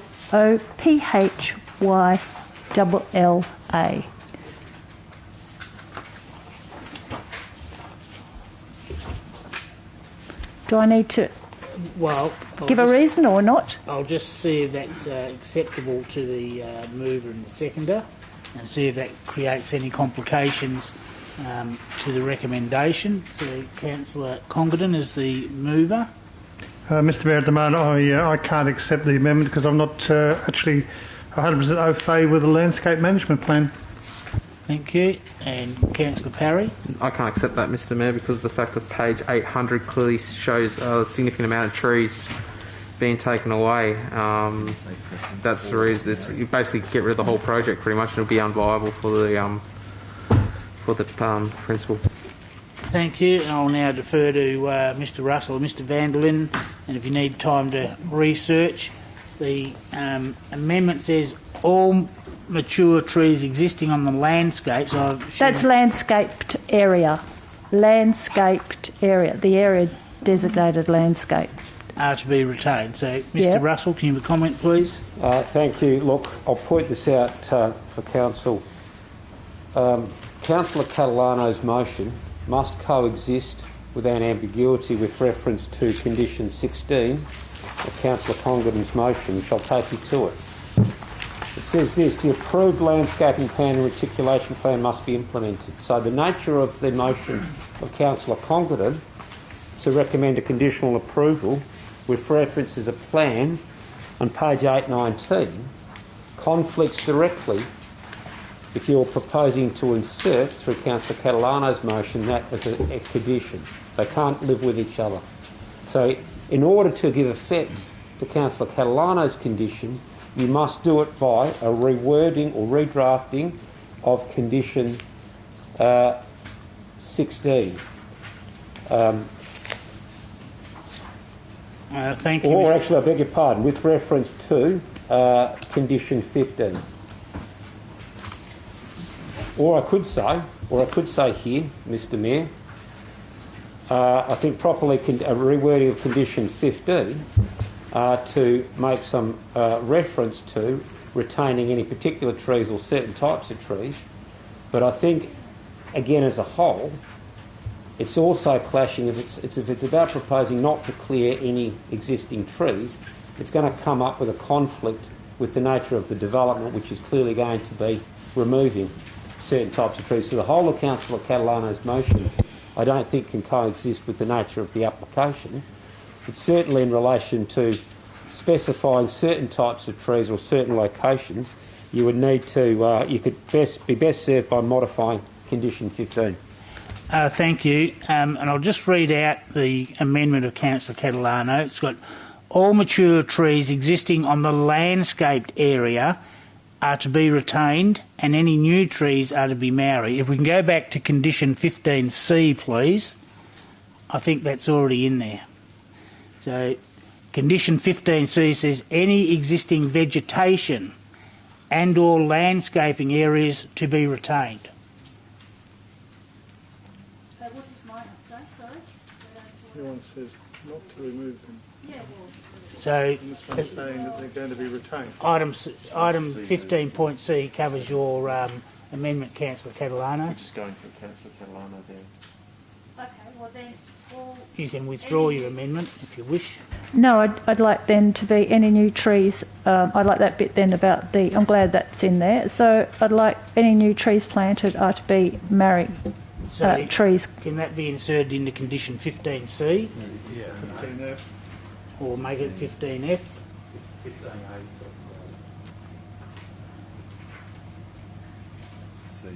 So would you like to add an F that any additional trees are to be married? Yeah, just just going back up to that particular 15 there. When you go back up, I don't quite understand that phrase. In fact, well, your amendment. No, I don't understand any. Well, I'm trying to explain it to you. Yeah. Your amendment says all mature trees existing on the landscaped area are to be retained. Yes, but is that what that says there? Well, let's go back to 15C and read it. Thank you.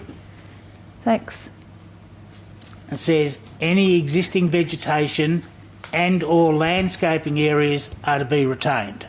To me, that's identical. Can you just tell me what you mean by landscaping areas? I don't understand. There's no landscaping areas there? I mean, this is what it looks like currently. This is what I've given everybody. There's no landscaping areas there. No, so but when I don't quite understand what we mean by that. When the development goes ahead, they'll be required to put in landscaping. Correct. And any existing vegetation on that landscaping area is to be retained. But that's not what that says. On page 800, page 800, it clearly identifies the landscaping area. If you go to page 800 to your agenda. Well, maybe that should say any existing vegetation on landscaping areas to be retained. That particular. Page 800, Councillor. I know, but Unplanned vegetation areas, change it to that. unplanned. Well, it's just that that's not saying that the existing vegetation on the landscaped areas is to be retained. That's saying and or landscaping areas to be retained. But there's no. It's both. Change it to planned landscape areas and you've got it covered.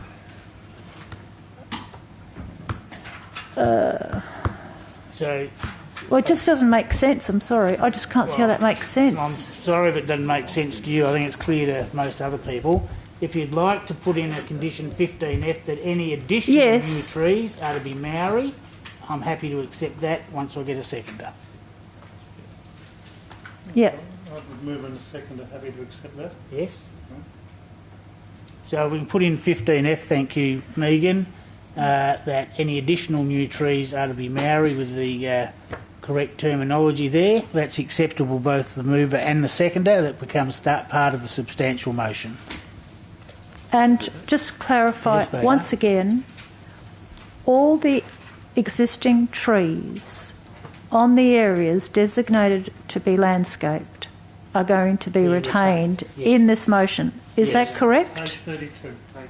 Right. Yeah. Well then, that's fine. Thank you. Thank you. The amendment's acceptable, that any additional trees that be Maori is acceptable to both the mover and the seconder. Is there anyone against the motion? Being no one against, I Got declare a that. question, actually. Sorry, I was a bit late. Well, I'm sorry you were too late, Councillor. Oh. It's carried unanimously. I'd like to move that Councillor Johnson is allowed to speak. Well, he had a question. I've dealt with the item. Well, that I would called like the- to move that he is allowed to speak. I'm sorry, Councillor Catalano. No, we've just had a motion. I'm afraid we just had a motion. Well, and it's been okay, seconded. you're moving a dissent motion against Thank you. my Yes, decision. I am. Have you got a seconder? Is there a seconder? I believe I have. Councillor Johnson. I'll now put the dissent motion. Those in favour? I have Councillor Johnson, Councillor Howlett, Councillor Catalano, Councillor Knight and Councillor Richardson. The dissent motion fails. The recommendation was carried unanimously. And we're now on to the next item. It's item 4.5. I've just got to get to it. I suppose in future it's better to interrupt early. It's in the new one. Responsible Authority Report, Proposed Warehouse Development, including incidental offices and associated work, Lot 82 Bushmead Road, Hazelmere. It's on page 804, Councillors. Councillor Catalano.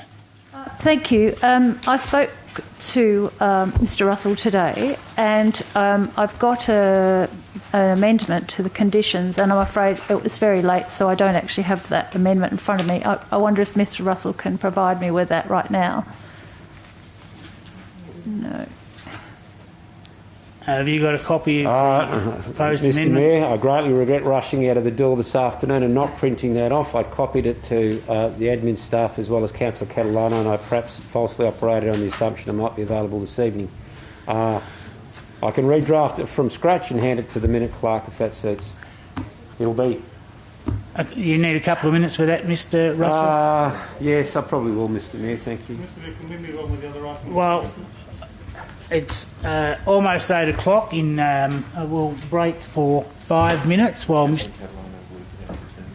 Councillor Catalano, have you worked with Mr. Russell in the break? I will. Thank you. We'll have a 10-minute break, which is our normal practice at 8 o'clock.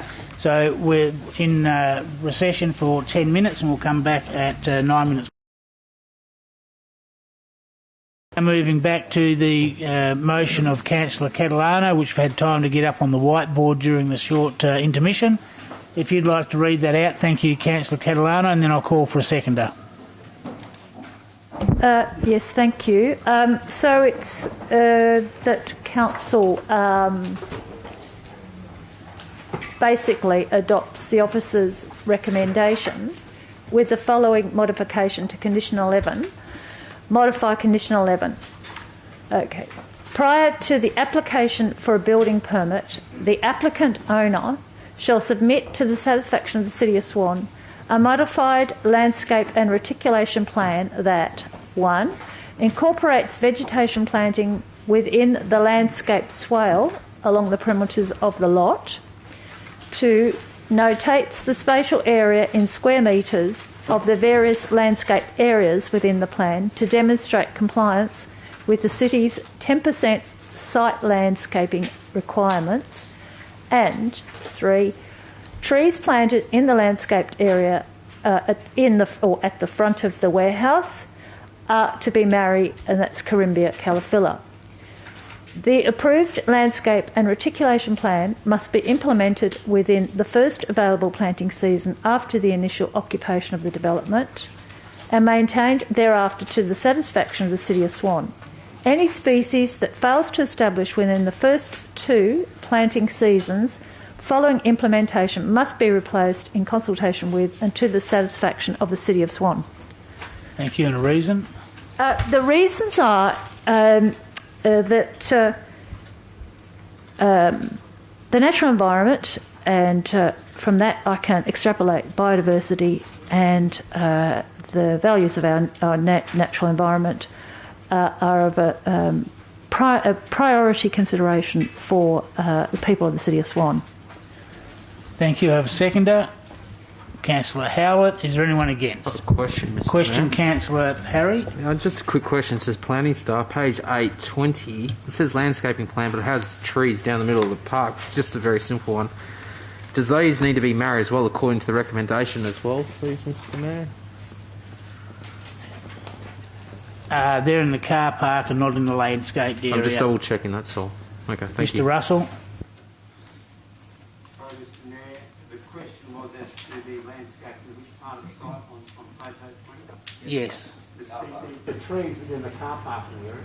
Yeah, I'm just double checking that because there's a few trees that look like they're in the landscaping area if you look at the bottom one, and also down the bottom, 3 bottom trees over there. I'm just double checking that, that's all. And the landscaping trees, which is right in the middle of it, which is the 110 LSB, right in the middle of it, with those small 5 trees down there too. Through Mr. Mayor, my interpretation of any conditions requiring trees within the landscaping area. Mr. Russell, could you turn your microphone on, please? Sorry, Thank Mr. you. Mayor, I'll do this right. My interpretation of the amended condition in Councillor Catalano's motion in terms of the installation of marri trees within the landscaping area will be those areas with reference to the map on 820 that are clearly green areas or light brown areas. The depiction of trees within the car parking area I would not construe as being required by that amended condition to be married. And in fact, you might say you don't want deep-rooted trees within your car parking area because it will disturb the pavement. So just to follow up then, if you don't mind, Mr. Mayor. Further question, Councillor Parry. Thank you. The only concern is those 2 medium strips, which are highlighted green, that are 5 small trees, would have to be marri trees if that's the way I'm interpreting that colour code. So I'm just double checking that we don't put in marri trees right in the middle of a car park when we shouldn't. Mr. Russell. Through Mr. Mayor, unless I'm greatly mistaken, I think I answered that question. The areas depicted, okay, as beige or green would be the subject of the condition. The central spine of trees within the car parking area would not be. Thank you. Any further questions, councillors?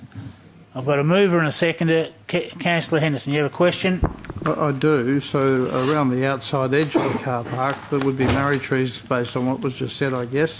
Would marri trees of the kind depicted in the motion be a suitable tree for a car parking area, particularly to do with things like falling limbs and the like? Mr. Russell, can you comment on that?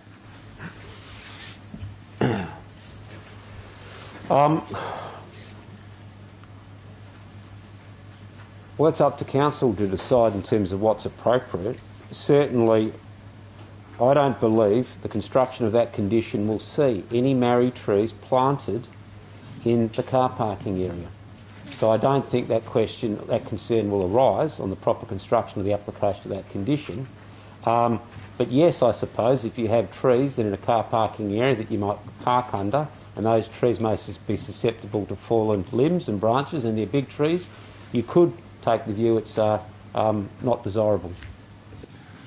Thank you, Mr. Russell. Any further questions, councillors? I've got a mover and a seconder. Is there anyone against? Being no one against, I'll declare that carried unanimously.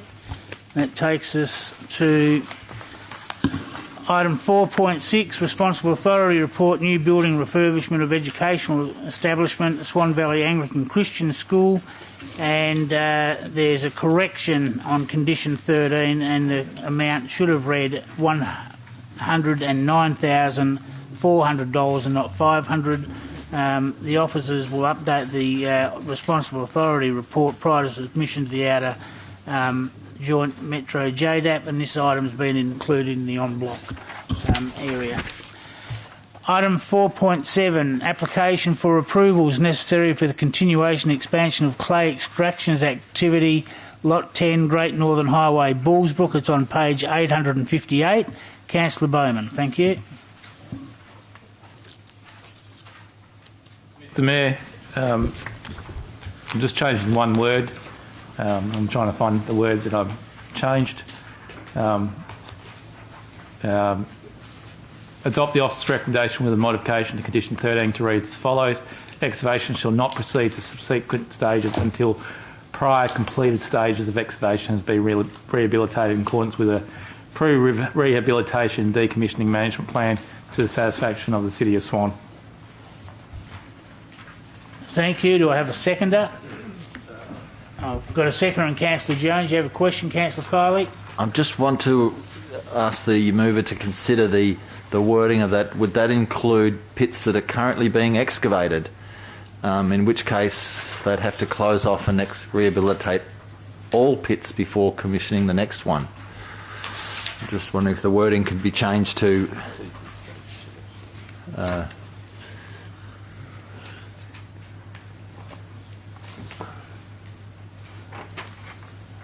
I'm not sure I understand your question, Councillor Cole. If you can just repeat it. Well, I'm asking, would that you would not be able to proceed to the next pit unless all pits have been rehabilitated, according to that. I'm just asking if that's how it reads to staff. Is that your intention, Councillor Bowman? Mr Mayor, my intention is they dig a hole, they take the stuff out, they rehabilitate, and then they dig the next hole. Instead of digging a hole, digging another hole, and then maybe rehabilitating. Are you satisfied, Councillor Cole? You've still got a further question? Well, I think they need to be digging out, have one hole to maintain their work from while working, while decommissioning and rehabilitating other pits. So I think it needs a bit of a word changing, but I can't work it up. You can argue against the motion if you wish. It sounds like that's what you intend to do. So I've got a mover in Councillor Bowman and second in Councillor Jones. Is there anyone against? Being no one against, I declare it carried unanimously. Moving on to item 5.2, proposed congestion improvement intersection of James and Johnson Street, Guildford, on page 956. Councillor Johnson. Thank you, Mr Mayor. My motion is that Council resolve to 1. Write to Main Roads WA and advise that the Council does not support the James Street and Johnson Street Pinch Point Programme proposed intersection improvement. 2. To request Main Roads WA consider measures to optimise the flow of traffic along James Street by synchronising the Guildford train station pedestrian crossing traffic lights with the traffic lights at the junction of James Street and Johnson Street.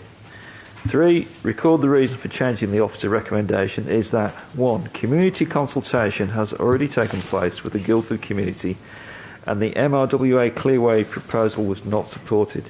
2. The bridge over the Swan River on James Street and Guildford Road is only one lane in each direction, and so increasing the number of lanes through James Street Cafe Strip will not increase traffic throughput. 3. The proposed intersection will potentially reduce business in the Cafe Strip. 4. The proposed intersection will effectively bring the verge trees closer to the road. And 5. Synchronising the traffic lights could potentially increase the flow of traffic with lower impact on the I don't know what that means. With lower impact to the traffic.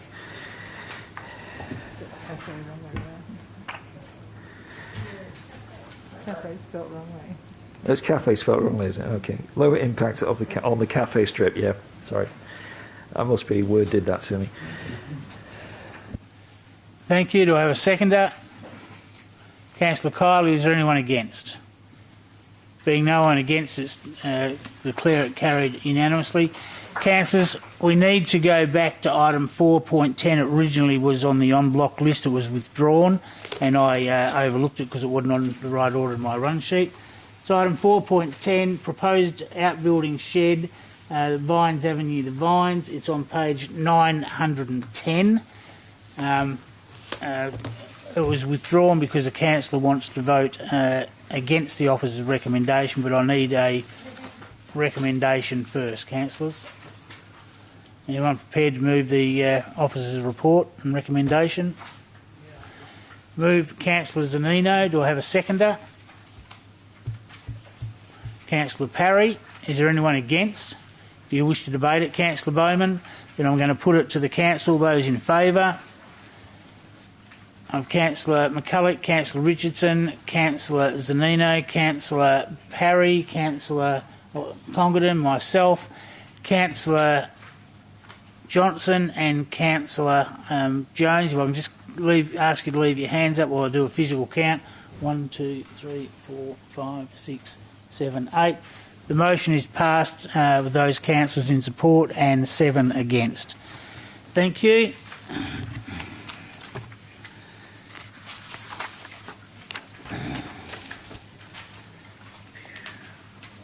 Item 5.3 was withdrawn to the en bloc, so we can skip over that one.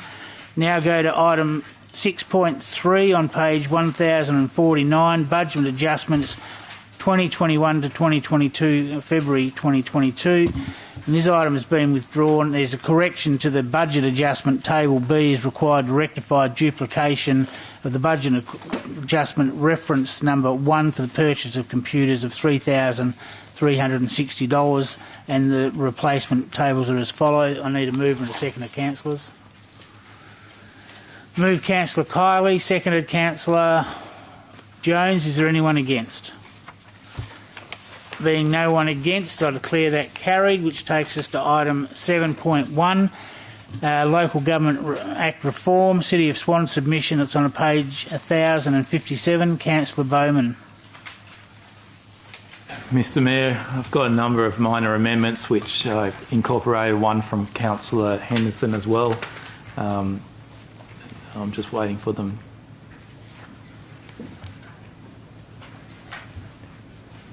You can read them straight off your run sheet if you prefer.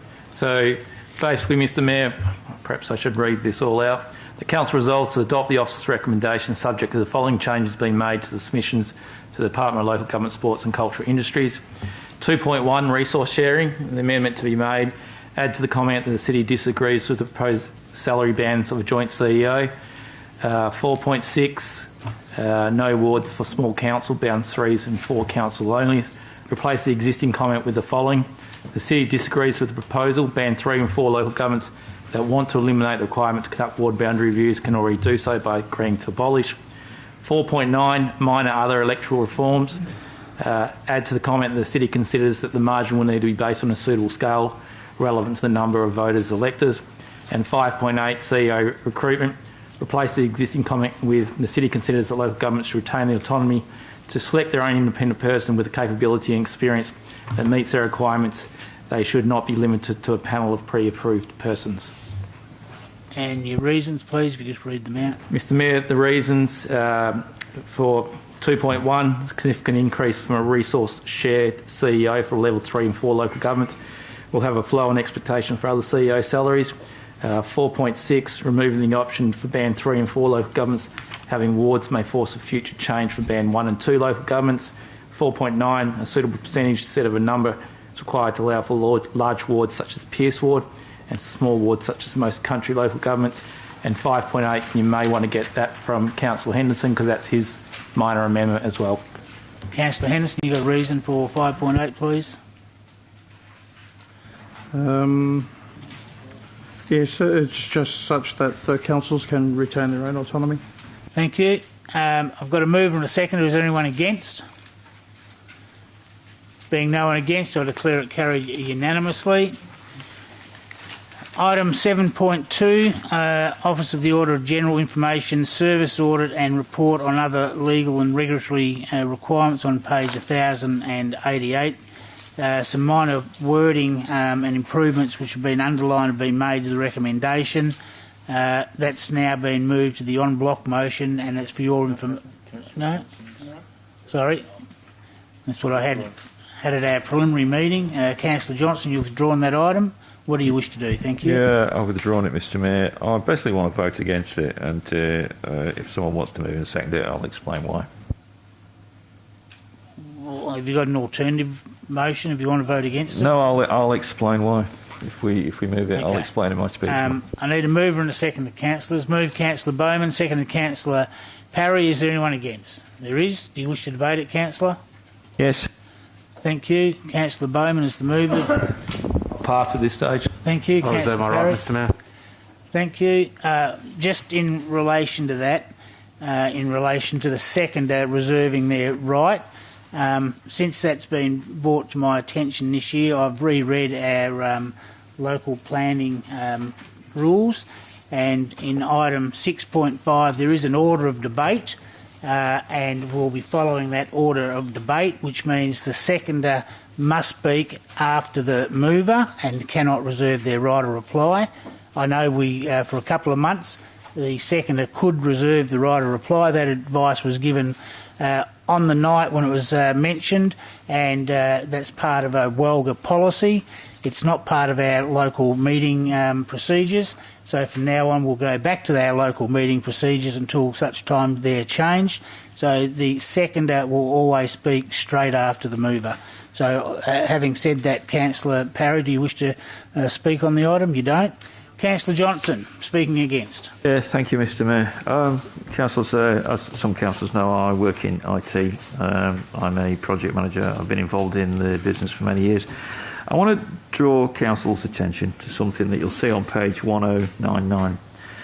So what you see is we've got what we've got here is a report which I believe has to be delivered by the 24th of this month. And part of the reason that I am simply going to vote against this and not providing an alternate motion is because I cannot provide an alternate motion, because this letter would need to be amended, and it's not appropriate for council to amend it. It's not possible to defer it to the next council meeting other than through a special meeting. So therefore I think the safest thing for me to do is to vote against it and explain why. I hope all councillors will vote for it other than me, but I really want to explain it. Councillors, if you look at page 1099, you look at the audit of financial report addressing significant matters raised by the OAG, what you'll find is that the finding and agreed action are really extremely clear. You can read them and understand them.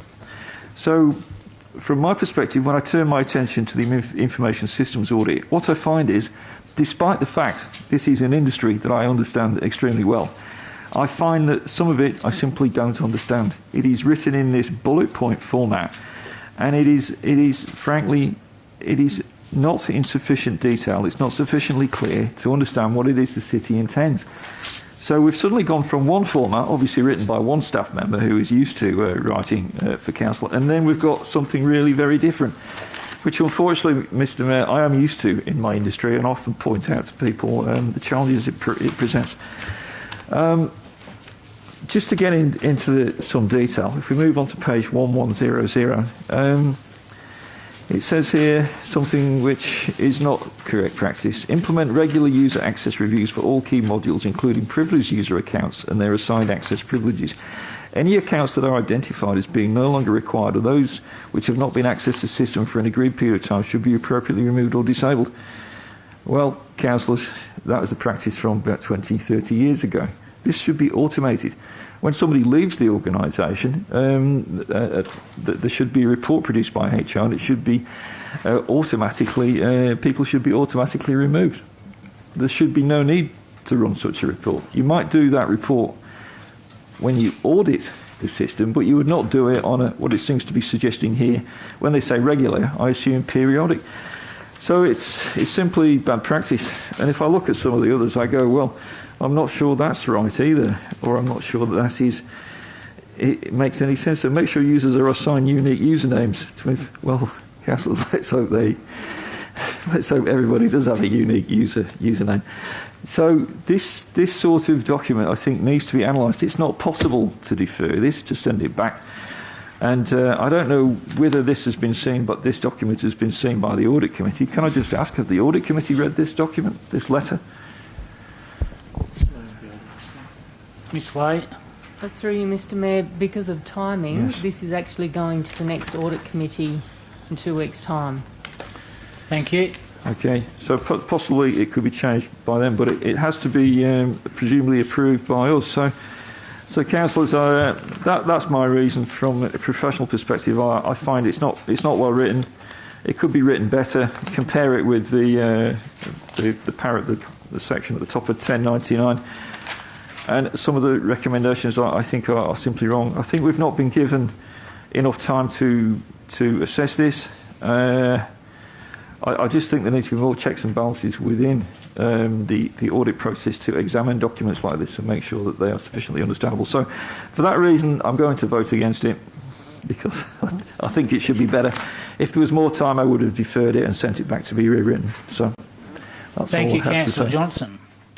Can I just clarify? Mr CEO, you'd like to make a comment? Yeah, just through you, Mr Mayor, just if I could just clarify with Ms Lay, within the report, and in particular what Councillor Johnson just stated in regards to the recommendation the city should, and then the dot point in relation to that, were they recommendations provided by the OAG, and we've now cut and pasted that into the report, and it's the OAG that have made that recommendation, so the wording of that in terms of the commentary is the OAG's comments and not the city's? That's correct. You can blame it on the OAG. Yeah, I just want to clarify that. Thank you. Any other speakers for or against the motion? Councillor Bowman, you wish to exercise your right of reply? Just quickly, Mr Mayor, could it have been written better? Perhaps yes. Some of the recommendations wording could have been better, maybe yes, but that's no reason not to pass this motion. Thank you. I now put the motion. Those councillors in favour. I have Councillor Jones, Councillor Bowman, Councillor Kiley, Councillor Prodovnik, Councillor Congdon, myself, Councillor Parry, Councillor Knight, Councillor Zanino, Councillor Henderson, Councillor Richardson and Councillor McCulloch. The motion is passed. Those councillors' names who I didn't call out were against. Thank you. That contains all the items in Part B. We now go to Part C of the agenda, motions of which previous notions have been given, and C 1.1. Mr Mayor, can we move the confidential item first rather than the motions? Well, there's one confidential item. Just let me have a look at my run sheet.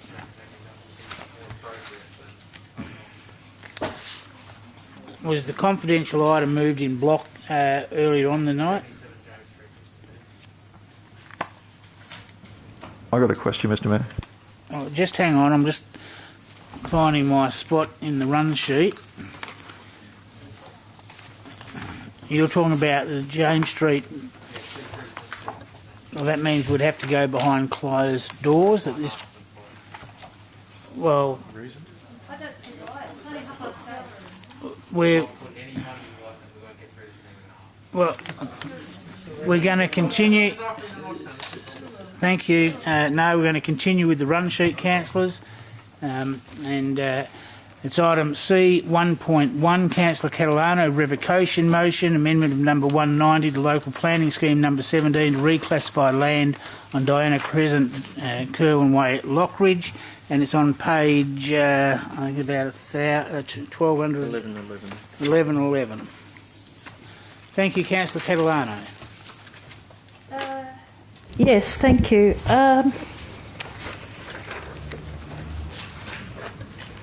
I don't know that I need to read the whole of the revocation motion, do I? There's an awful lot there.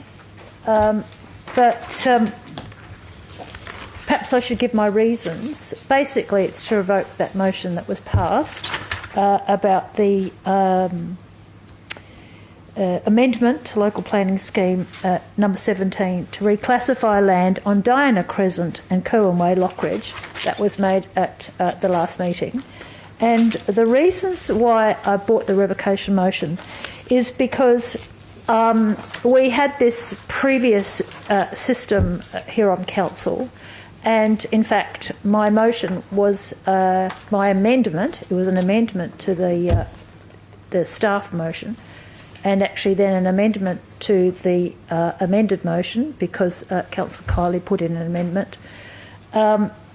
My amendment ought to have been discussed and debated, and in fact it wasn't. So you know, the right thing is to bring back and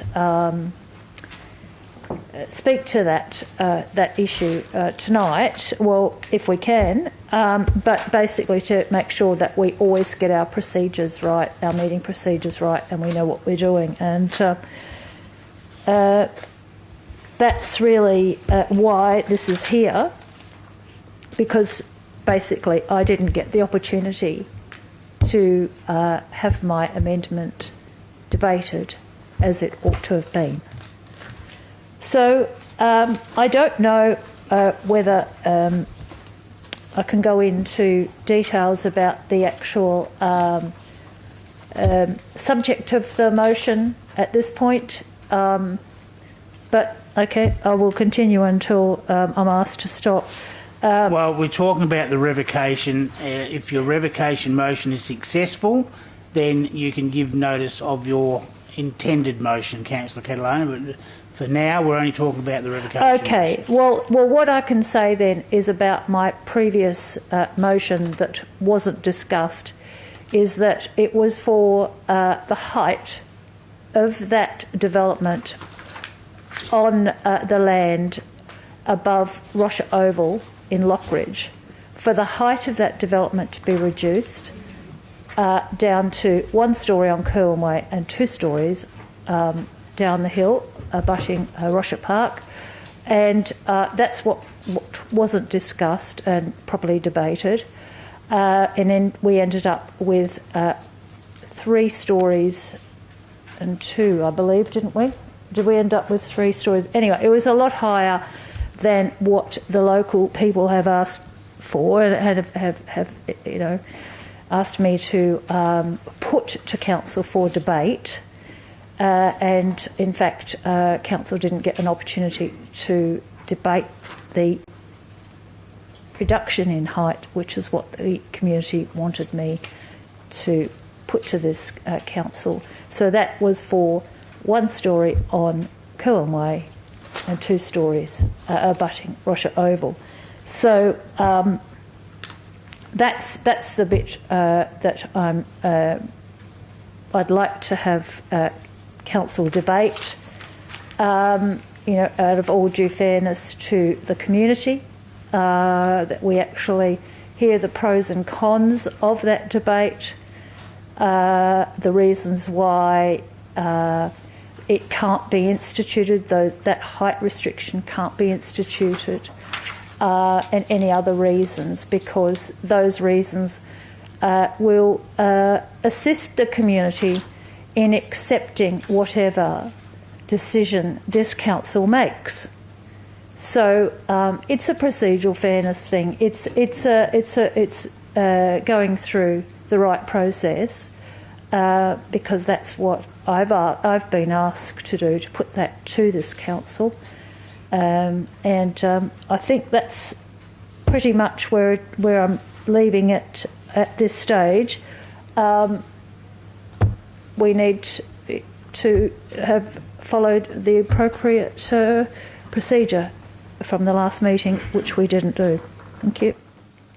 Thank you. Before I call for a second to Councillor Catalano, I just want to, before I call for a seconder, I must disagree with you that you weren't given procedural fairness at the last meeting. My recollection is that Councillor Kiley moved the office of recommendation with amendments. He was up first because he got his amendment in first, or his motion in first. Your motion was very contrary to Councillor Kiley's motion, which was successful on the first attempt. At any stage during the debate, you could have moved an amendment to Councillor Kiley's motion. You did not take that opportunity. So to say that the presiding member did not call for an amendment to be moved, I don't call at any stage if anyone wants to move an amendment. They are made from the floor at the councillor's volition. You state in your reasons that your amendment was not given the opportunity to be moved, second, debated and voted on. That is because Councillor Kiley's motion, which was in first, was successful and yours was counter and contrary to that recommendation. So I say that procedural fairness was dealt with on the night. You just missed the opportunity for whatever reason. I can't comment on that. But I have allowed the revocation motion because all the statute and the written laws talk about is we need to get 5 signatures. It does not go to the validity or the reasons required on a revocation motion. It's just that 5 signatures are required, which we received. I'll now call for a seconder to the amendment. Councillor Johnson is the seconder. Is there anyone against? There is. You can start your debate. Well, you've opened your debate. Mr Mayor, I move the item be put. Well, I can only deal with one at a time. I've had a motion that the item be put. I believe we need 75% in agreement. So I have a seconder for the motion to be put. Question. Point of order. Hang on. I can only deal with one person at a time. I'll take the question from Councillor Johnson first before I get the seconder and before I get the question. Can we check what the rules are about this procedural motion, that the motion now be put, because I'm pretty sure that the mover and seconder get to speak. Okay, I'll just defer to... Can the speaker be interrupted? Yes. Does the presiding member have the discretion to refuse it? Yes. Is debate permitted? No. Is the mover entitled? No. Is an amendment permitted? No. So what's the... there's a ratio, I think it's 75%. I just got to work out how many councillors. So no, the seconder does not have the option of speaking on the item if I've received a procedural motion. I'm just seeking clarification, and it needs 75% of the councillors present, and I'm just checking on the number. 75% of 15. I'm having a bad maths night at the moment. 75%. Yeah, so what's the number? Is it 10, 11? 75% will be...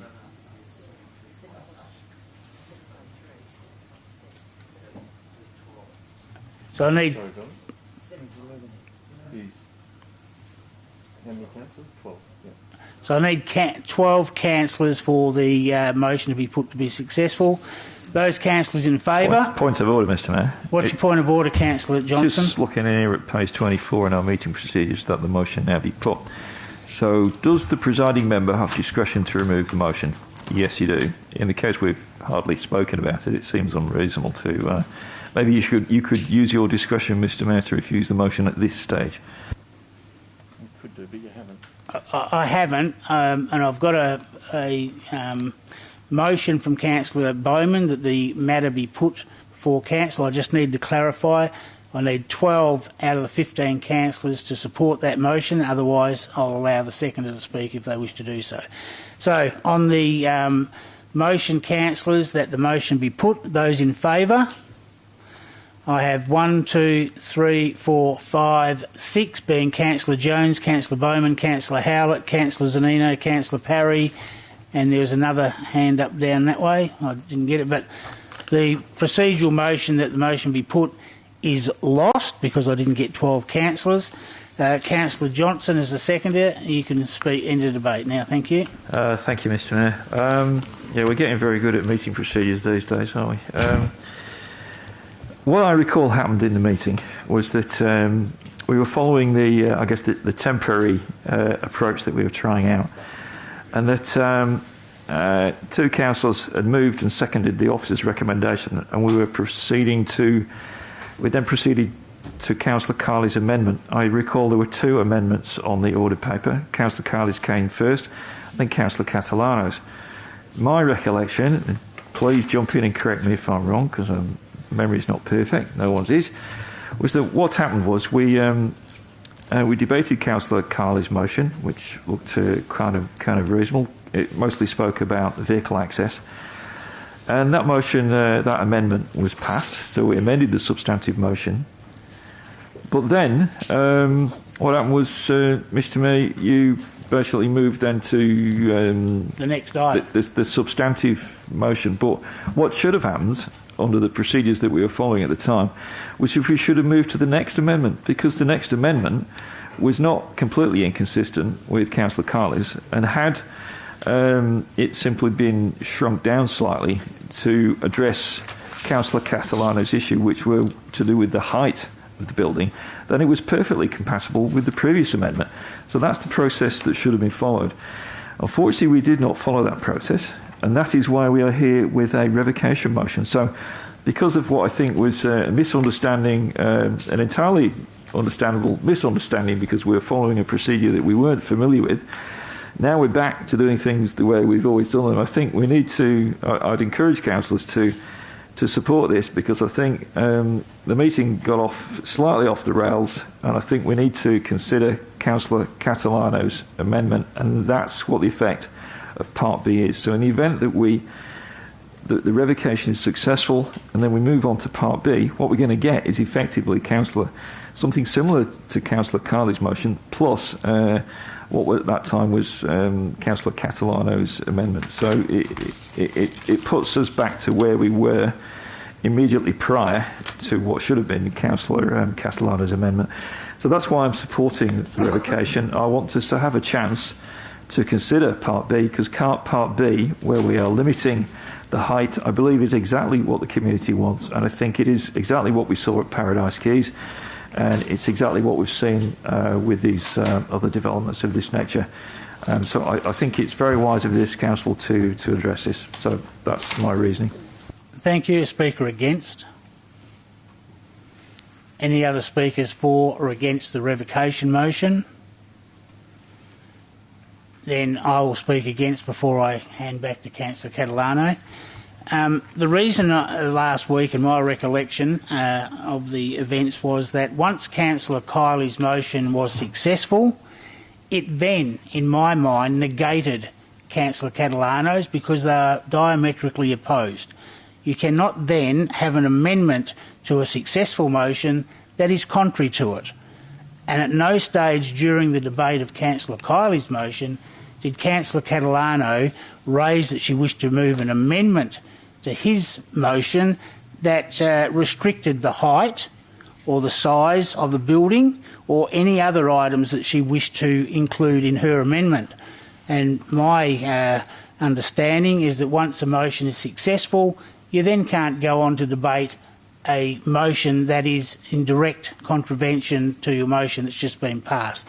The officer's recommendation limited the height of the building to 2 stories on Kerwin Way, which is as a right for any occupier, owner of a building in the city of Swan. You can build a 2-storey premises, but the motion or the amendment of Councillor Catalano would restrict it to 1 story in height.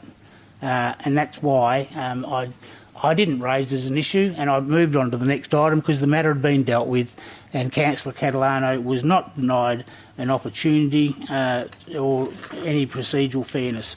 Having said that, I'm the last speaker. Councillor Catalano, you have 3 minutes for your right of reply. Thank you. Yes, thank you. The thing was that I had already tabled my amendment because it was actually tabled. So it wasn't as if I didn't put the opportunity. I had it in the agenda. It was missed over. Now, I want to just make clear, it was an amendment.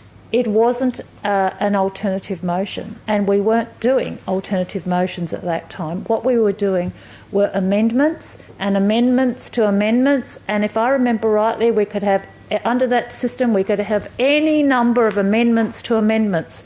That's what we were advised. And that's exactly what that particular item had. I had an amendment to the amendment. You could have either voted for it or you could have voted against it. That was just the system we had. and my amendment got knocked off. In fact, it didn't even get a second thought. We weren't following the process that we had at the time. It was not, and I want to clearly, clarify for you here, it was not an alternative motion because we did not have a system of alternative motions, apparently, and we certainly didn't have alternative motions for that particular item. They were amendments to the officers' motions, and mine was clearly tabled. And I can understand the confusion because there was a lot of confusion about that old system we had. That's why we've gone back to this one, which we all clearly understand. But unfortunately, you change your system, you've got to make sure that all the procedures that you had prior to that are done properly or done according to the new rules that you're trying to institute. And that's why this has come back, because my amendment was not properly looked at under those procedures that we had at the last meeting. Thank you. Thank you. I'm now putting the rescission motion. Those councillors in favour of Councillor Johnson, Councillor Howlett, Councillor Catalano and Councillor Knight, which is 4, and they need the absolute majority. The rescission motion fails. Thank you. We now move on to item C 1.2, Councillor Jones, installation of sport lighting and toilet facilities on the oval at Ellenbrook Secondary College, and it's on page 1201. Thank you, councillors. Thank you, Mr. Mayor. My motion is to request the CEO to prepare a report on the feasibility of installing sports lighting and toilet facilities on the oval at the Ellenbrook Secondary College to enable it to be used by the community for sporting activities outside of school hours. And as part of the report, list the shared ovals within the City of Swan that have a share access agreement. The reason is the City currently has a joint use agreement with the school for the use of this oval, and installing lights and toilet facilities will enable it to be used for sporting activities on a regular basis. Thank you. I have a seconder. Councillor McCulloch. Is there anyone against? I've got a question. Yes, what's your question? My question is, who actually owns the oval? Mr Coaten, you're over that side. It's the Education Department's oval. Okay, in that case, I'm opposed to this motion. Do you wish to debate it? I do, thank you. Thank you. Then, Councillor Jones, if you wish to open the debate, you have 5 minutes. Thank you. Thank you, Mr. Mayor. We've got sporting groups vying for space at our purpose-built sporting facilities and ovals. I can only assume that this may be the same in all wards. It's very difficult for any new sporting groups to establish themselves without access to a sports ground or oval. Currently, I know of a T-ball group who are trying to find a home in Ellenbrook. Another example is a group who have been using the Gregorini Oval to train, and due to the work being carried out by Metronet, the oval is no longer available. They have nowhere else to go. Staff are working to find them a location. Most times the other location will be out of the area or on days that don't suit, which makes it difficult to keep the enthusiasm going of the volunteers who put their hands up to start these groups. I've been advised by Mr Coaten that the City has a number of school ovals that have a shared use agreement in place, Ellenbrook Secondary College being one of them. To me, it's a complete waste of space to have a wonderful oval with no activity after 4 p.m. during the week and again on the weekend. Imagine how many other teams we could assist if we had access to the shared school ovals. The reason we can't use them is because there's no access to toilets or lighting. Woodlake Oval was one of these shared ovals. After many years of negotiations, toilets and lighting were added. Now that oval is buzzing after school hours and on the weekends. There are grants available for lighting that the City can access.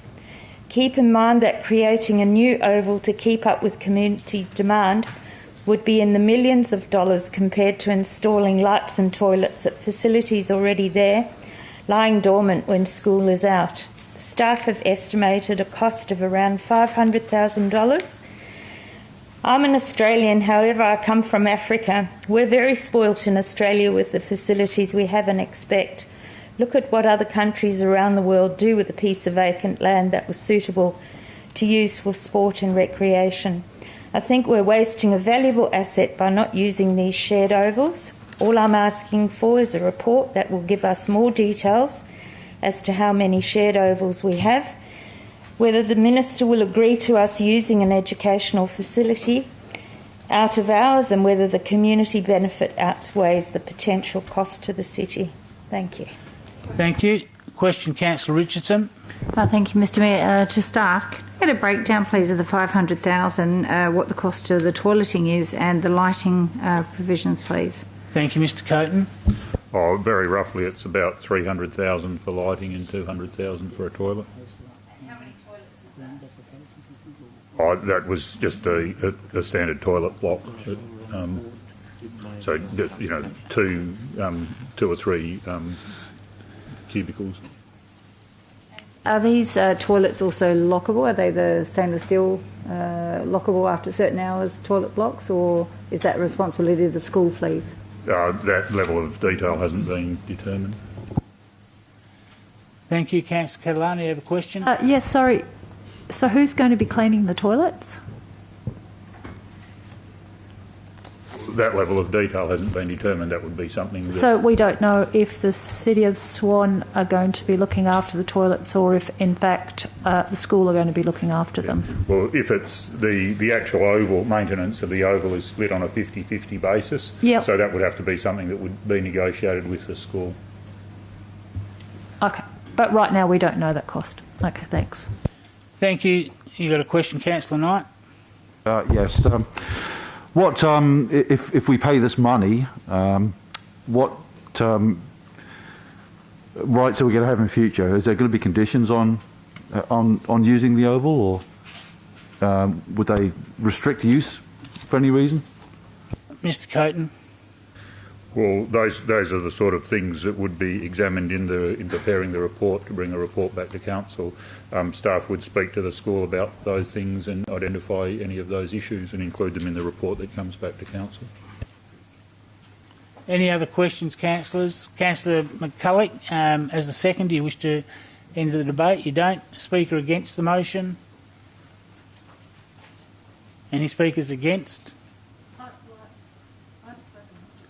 Well, I'm calling now, Councillor Catalano, for any speakers Thank you very against the much. motion. Thank you. 5 minutes, thank you. Thank you.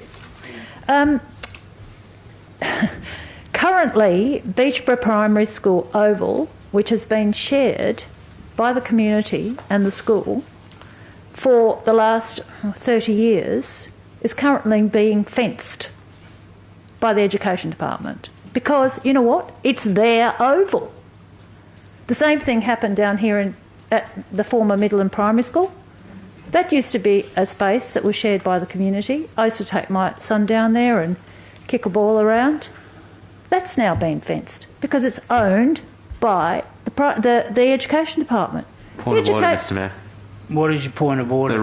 The motion relates to sports lighting toilet facilities, not fencing, and therefore it has no relevance to the motion. No, I'm sorry, Councillor Parry. Councillor, you have no point of order. Councillor Catalano, you may continue. Thank you. Yeah, what I'm trying to say is, at any point, the Education Department, because they own the land, can fence it, right? Because they own it.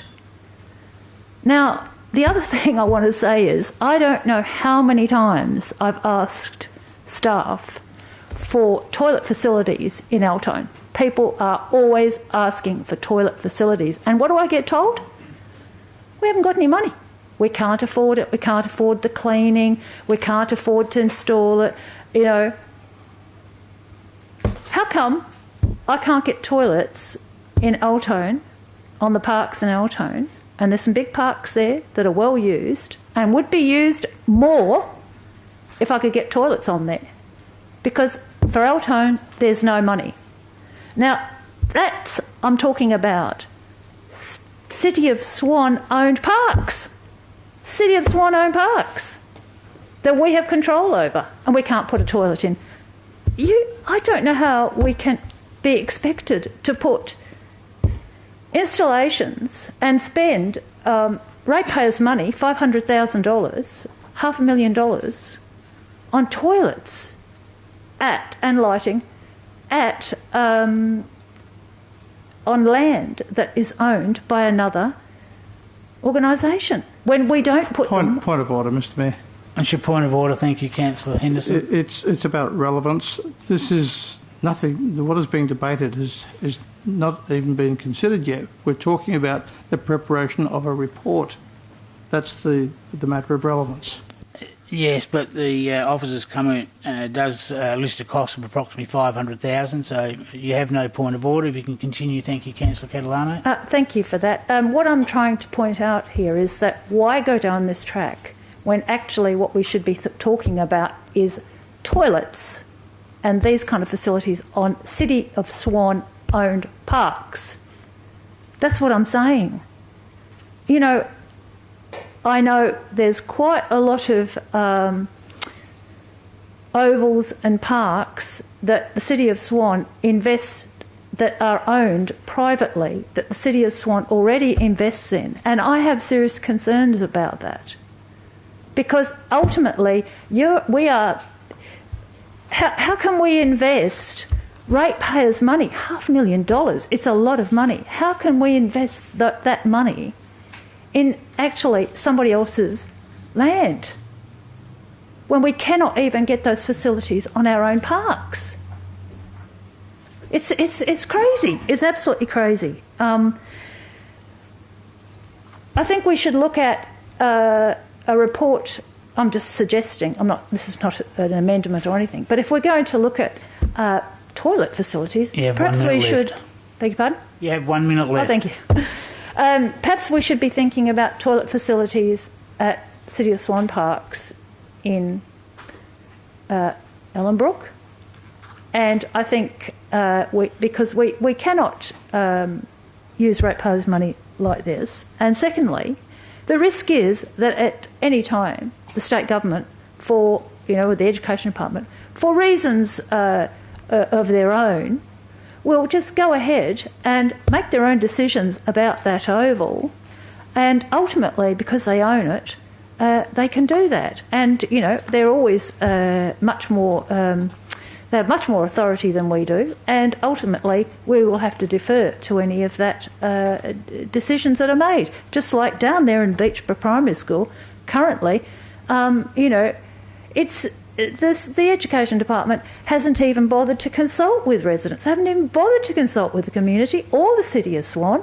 They are just going ahead and putting up the fence. That's it. The oval is gone. Thank you, Councillor Catalano. That's your 5 minutes. Speaker for the motion, Councillor Bowman first. Mr Mayor, this motion doesn't say we're committing $500,000. I don't even see a dollar amount in the recommendation. It's simply calling for a report. Councillors, we all know across the city there is not enough oval space. We all know that. One of the things we need to do is look at what we've got and what we can do more of. What can we use more of? I don't know if I agree with having lights on the oval at a school, because there are some issues. But let's find those issues. Let's look at those issues and let's see. Let's see if we can have an agreement where it's legally binding. Let's see if we can make better use of our school ovals as well. So, councillors, why are we talking about $500,000? Why are we actually talking about other parks as well, when Councillor Jones's motion simply is asking for a report that, quite frankly, Mr Mayor, I would like to see what the abilities are for us to actually use the school ovals more across the whole city. This one will tell us, and if it's favourable, perhaps then we can start looking at other wards' ovals. Thank you. Speaker against the motion. Speaker for the motion, Councillor Kiley. Yeah, just to reiterate those comments, it's just a report, councillors. Let's get it done. It might help us look at the issues at Beachborough, which are all legitimate issues with how the Department of Education has been treating City of Swan ratepayers. It might give us some ammunition and some understanding of the implications of putting our facilities on their land and shared use agreements and a whole range of things. But we definitely need to have that discussion with the Department of Education. So please get this report done. Thank you. Thank you. Speaker against the motion. Any other speakers for or against? Councillor Congdon. Thank you, Mr Mayor. Look, I wasn't going to buy into this, but I think the importance here is requesting a report to come back to Council is the key component to the recommendation. If councillors feel they're aggrieved with the lack of toilets in their own wards, I haven't seen one motion come to Council from any councillor making reference to the installation of toilets. We're going through a budget structure coming very soon, which we've all been asked to apply an action list. I haven't seen any item on an action list that talks about a toilet anywhere else on the city's land. So I think what we need to do is address this as two separate issues. One, this should proceed and get a report, and secondly, those councils that may be aggrieved they don't have a public toilet on city-owned public playing spaces need to look at a preparation of a notice of motion to the city. Thank you. Any other speakers for or against the motion?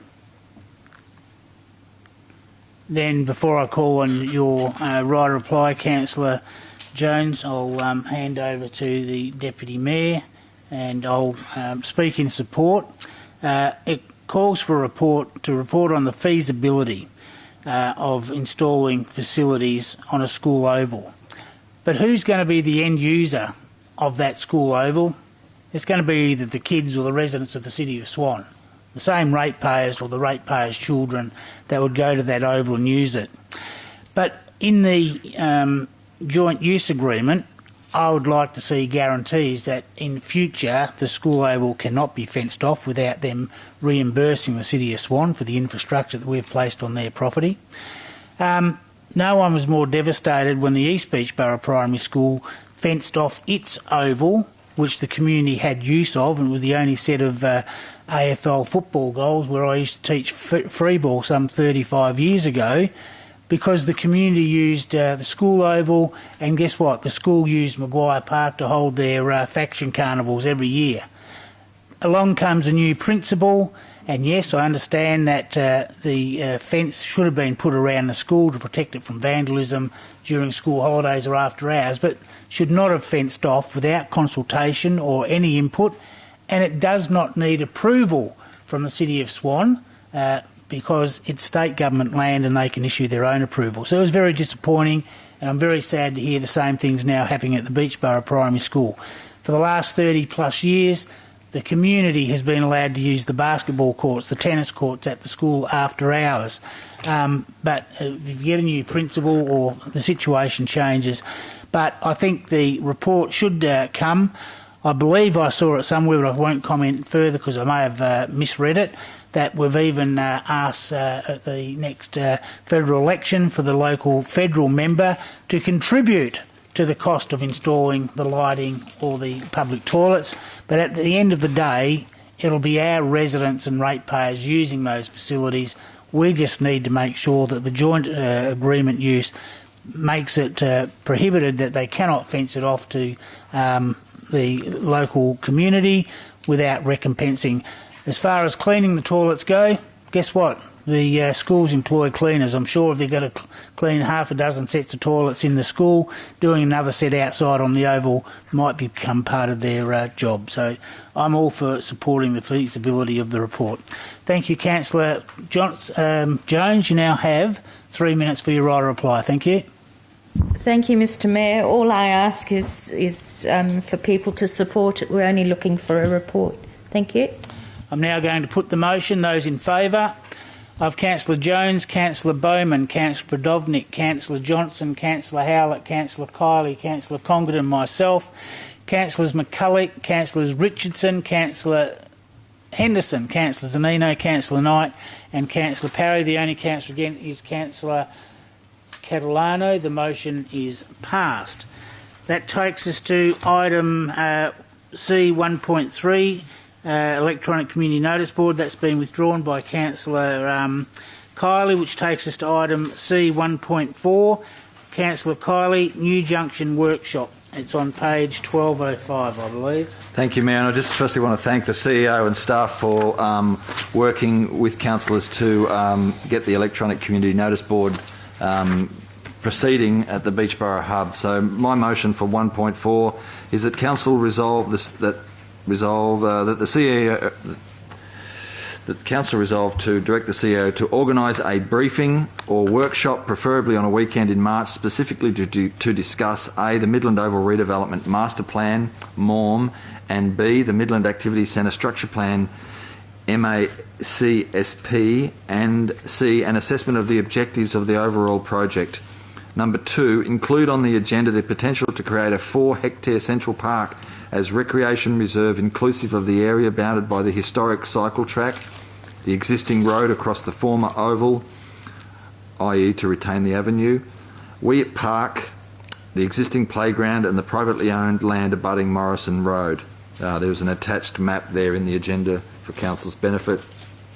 Reasons for the motion: it would be an appropriate time for Council to review the current status of the Midland Oval redevelopment project and consider changes that may contribute to ensuring the overall objectives of the project are successfully met. Thank you. Do I have a seconder? Councillor Prodovnik. Is there anyone against? Amendment. Amendment. I'm not sure who said that. Councillor Johnson, what's your amendment? My amendment would become item 3, and that would be to hold the briefing or workshop in public. I'll just ask if that's acceptable to the mover and the seconder. Given there are potentially negotiations with existing landholders in the area, I don't think, and we would be discussing a range of issues. No, I don't accept it. Thank you. Do you wish to continue with the amendment, Councillor Johnson? Yes. Do I have a seconder? Councillor Catalano. Is there anyone against? There is. You wish to start the debate on your amendment, Councillor Johnson? Yeah, certainly. Thank you, Mr Mayor. Look, councillors. Perhaps I'll ask Councillor Kiley to open the debate on the substantive item, and then we'll get your amendment. In the interest of time, councillors, I think it's pretty self-explanatory. And please support it. We need to do this. It's been a long time coming, and it's in the interest of all ratepayers that we go ahead and assess this carefully. Thank you. Thank you. Councillor Prodovnik is the seconder. Yeah, I actually don't support holding the workshop in public. It literally is a council meeting. We are having a discussion as a council. We should be able to have that as a council, and then, there'll be things that we say that, people will remember, and it may have been in passing. So let's just firm up a decision, work out what we're doing before we, go out to the public on anything in relation to this oval. Thank you. Question, Councillor Congdon. Thank you. My question is of staff. Thank you, Mr Mayor. The officer's comment is to organise it for a Saturday the 19th of March. I would just request that the officers have a look at the availability of other times other than a Saturday, given that a number of in the room have got obligations, and I would like to see it brought into a briefing session or a Tuesday night, but certainly not another Saturday. Thank you. If staff could take that on board, Mr CEO. Yeah.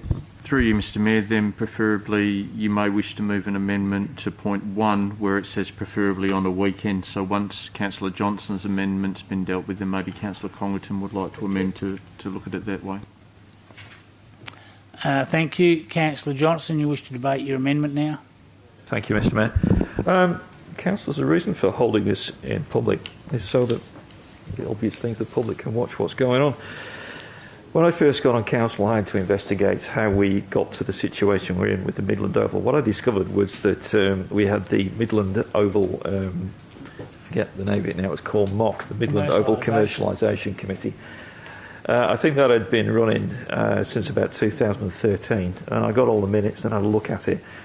And I felt that had that committee meeting been held in public, we would never have got to the point we're at, because people would have put their hands up, started communicating with their councillors. What happened was that the Midland Oval Redevelopment Master Plan emerged fully formed into the community sometime in mid 2015. And what had happened was, I understand there'd been a presentation to possibly the Swan Chamber of Commerce or some other business group, and then it was presented to council sometime, I think August or September.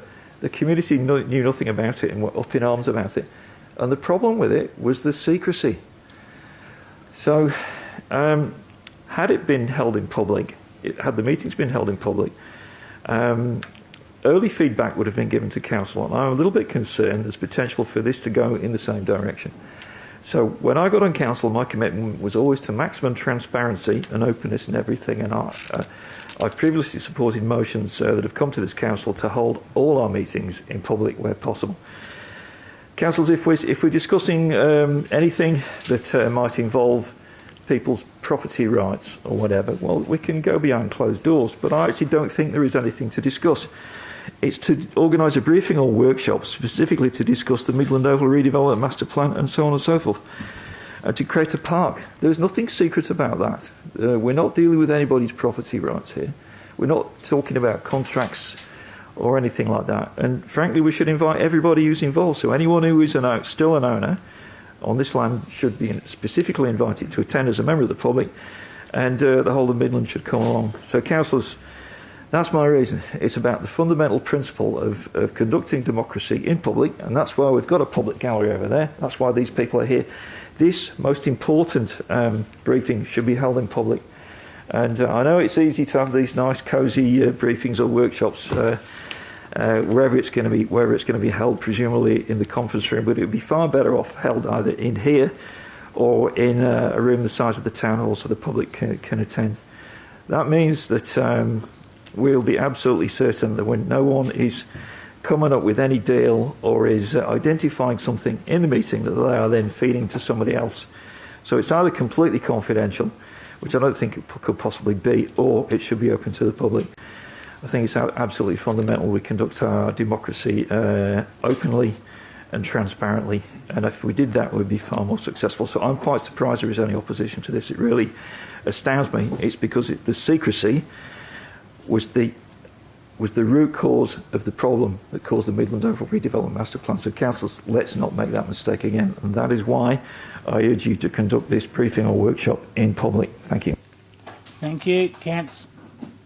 Councillor Catalano is the seconder to the amendment. Yes, thank you. Well, yes, because this saga has been going on for so long because of the lack of community knowledge about what was originally planned, and because it was so hard for them to feed information into the process.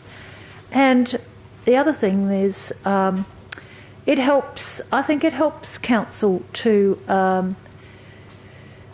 really take on board the fact that the community has really put their hand up for this issue, and they really want to be a part of this one. There's no doubt about that, absolutely no doubt about that. Was it 2018?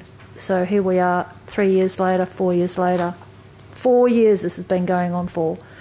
And it's because the community have without any bones about it, they have said that they want to be included. So maybe we need to just work on how we can make that possible, how we can come up with this discussion and this discussion about the ideas that we have and the things we want to put forward in the presence of the community. It's obviously it isn't something that we're used to, but it's something that we could get used to once we start instituting things like this, and it's something that if we could get used to and started instituting, that would create far more trust between ourselves, the community, what we're intending, how we're getting to our decisions, and in terms of confidential information, there is no reason why any confidential information has to be brought out in that meeting, and if it does, then you just separate the meeting off from the public. So, it's the fastest way to get us to where we want to go which is to have this whole issue done and dusted, and we end up with a decision that everybody can agree on, so that we can just get on with it and move on to other things. So, let's hold it in public. Let's get used to that idea. Let's get used to working with the public. Let's build that trust between the public and ourselves, and let's think about new ways of doing things. Thank you. Thank you. Speaker against the amendment, Councillor Bowman. Mr Mayor, I thank the councillor for putting this notice of motion up, because I actually thought he wrote it for me. I agree with Councillor Johnson. It is a very important matter, and like him, I'm strong in transparency and accountability. But as a new councillor, I want to be able to sit around with all 14 other councillors and executive staff and hear more about this project. Now, you, 3rd to 12, have had the luxury of having items come to council, listening to debate. I haven't. I've read the reports, I've looked at all the information I can, but I want to be able to hear from those councillors. And I know there's different sides of what should and shouldn't happen. Mr Mayor, I don't believe there'll be any benefit for me in being part of a public meeting where I can't openly ask my questions, and there'll be a lot of dumb questions. And all councillors, I apologise. I know I like to ask a lot of questions because I like to be fully informed before I make a decision. I'd like to see that first, Mr Mayor, and I think then at a future date we can have a public meeting. But let me first, and I'm talking about myself only here, councillors, this time, let me be able to understand the project fully, and let me be able to listen to all the other councillors and what their views are, please. Thank you. Speaker for the amendment. Any other speakers for or against the amendment? And Councillor Johnson, you'll write a reply. Thank you. The amendment. Yeah, thanks, Mr Mayor. Look, to address Councillor Bowman's comments, as a new councillor, I remember 6 years ago, I do wish that those Midland Oval Commercialisation Committee meetings that I attended until the terms of reference were changed to exclude me had been held in public. I used to wish fervently they were held in public. Because of what's happened there. Had those meetings been held in public, what I experienced in those meetings would never have happened, and I really don't want to see anybody going through that again. So I can assure you, Councillor, you're better off having those meetings in public. You really are. If you want to hear about the project from either other councillors or from the staff, the presence of the public is not going to somehow impede that information from getting from the staff or the other councillors to your ears, so you can understand it. They are not in any way going to obstruct that.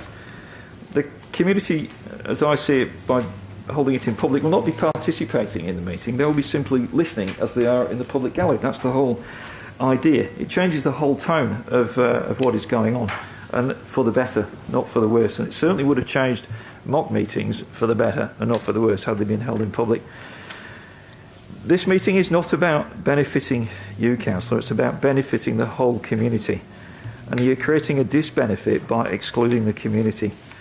What this is about is the community knowing what questions are being asked and what the answers are, so they can inform themselves as to what is going on. And councillors, I think we need to get used to that. And this, as I said, is the root cause of the problem with the Midland Oval Redevelopment Master Plan, was that it was created in secret, and I'm concerned that here we're going to end up making a change again in secret, and when it emerges... In point of order, thank you, Councillor McCulloch. I'm sorry, adverse reflection created in secret, that is someone's opinion, and that is really serious allegations. Thank you. I believe you do have a valid point of order. The secrecy, some meetings were confidential, Councillor Johnson, but everything went out through public relations, and we've had volumes of documents printed and put out in the public arena and on the city's website. So if you could refrain from using the word in secrecy, thank you. All right, I won't use the word in secret, but it was in it was held in a confidential meeting, and it went on for some years, and there was no information presented to the public, and that was the root cause of the problem.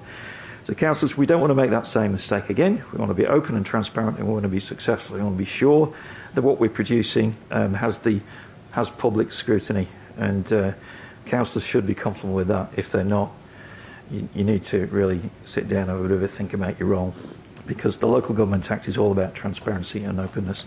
Please vote for my amendment. Thank you. I'm now going to put the amendment to Councillor Kiley's motion. Those in favour of the amendment being holding the briefing or the workshop in public, please raise your hand. I have Councillor Johnson, Councillor Howlett, Councillor Catalano, Councillor Knight and Councillor Richardson.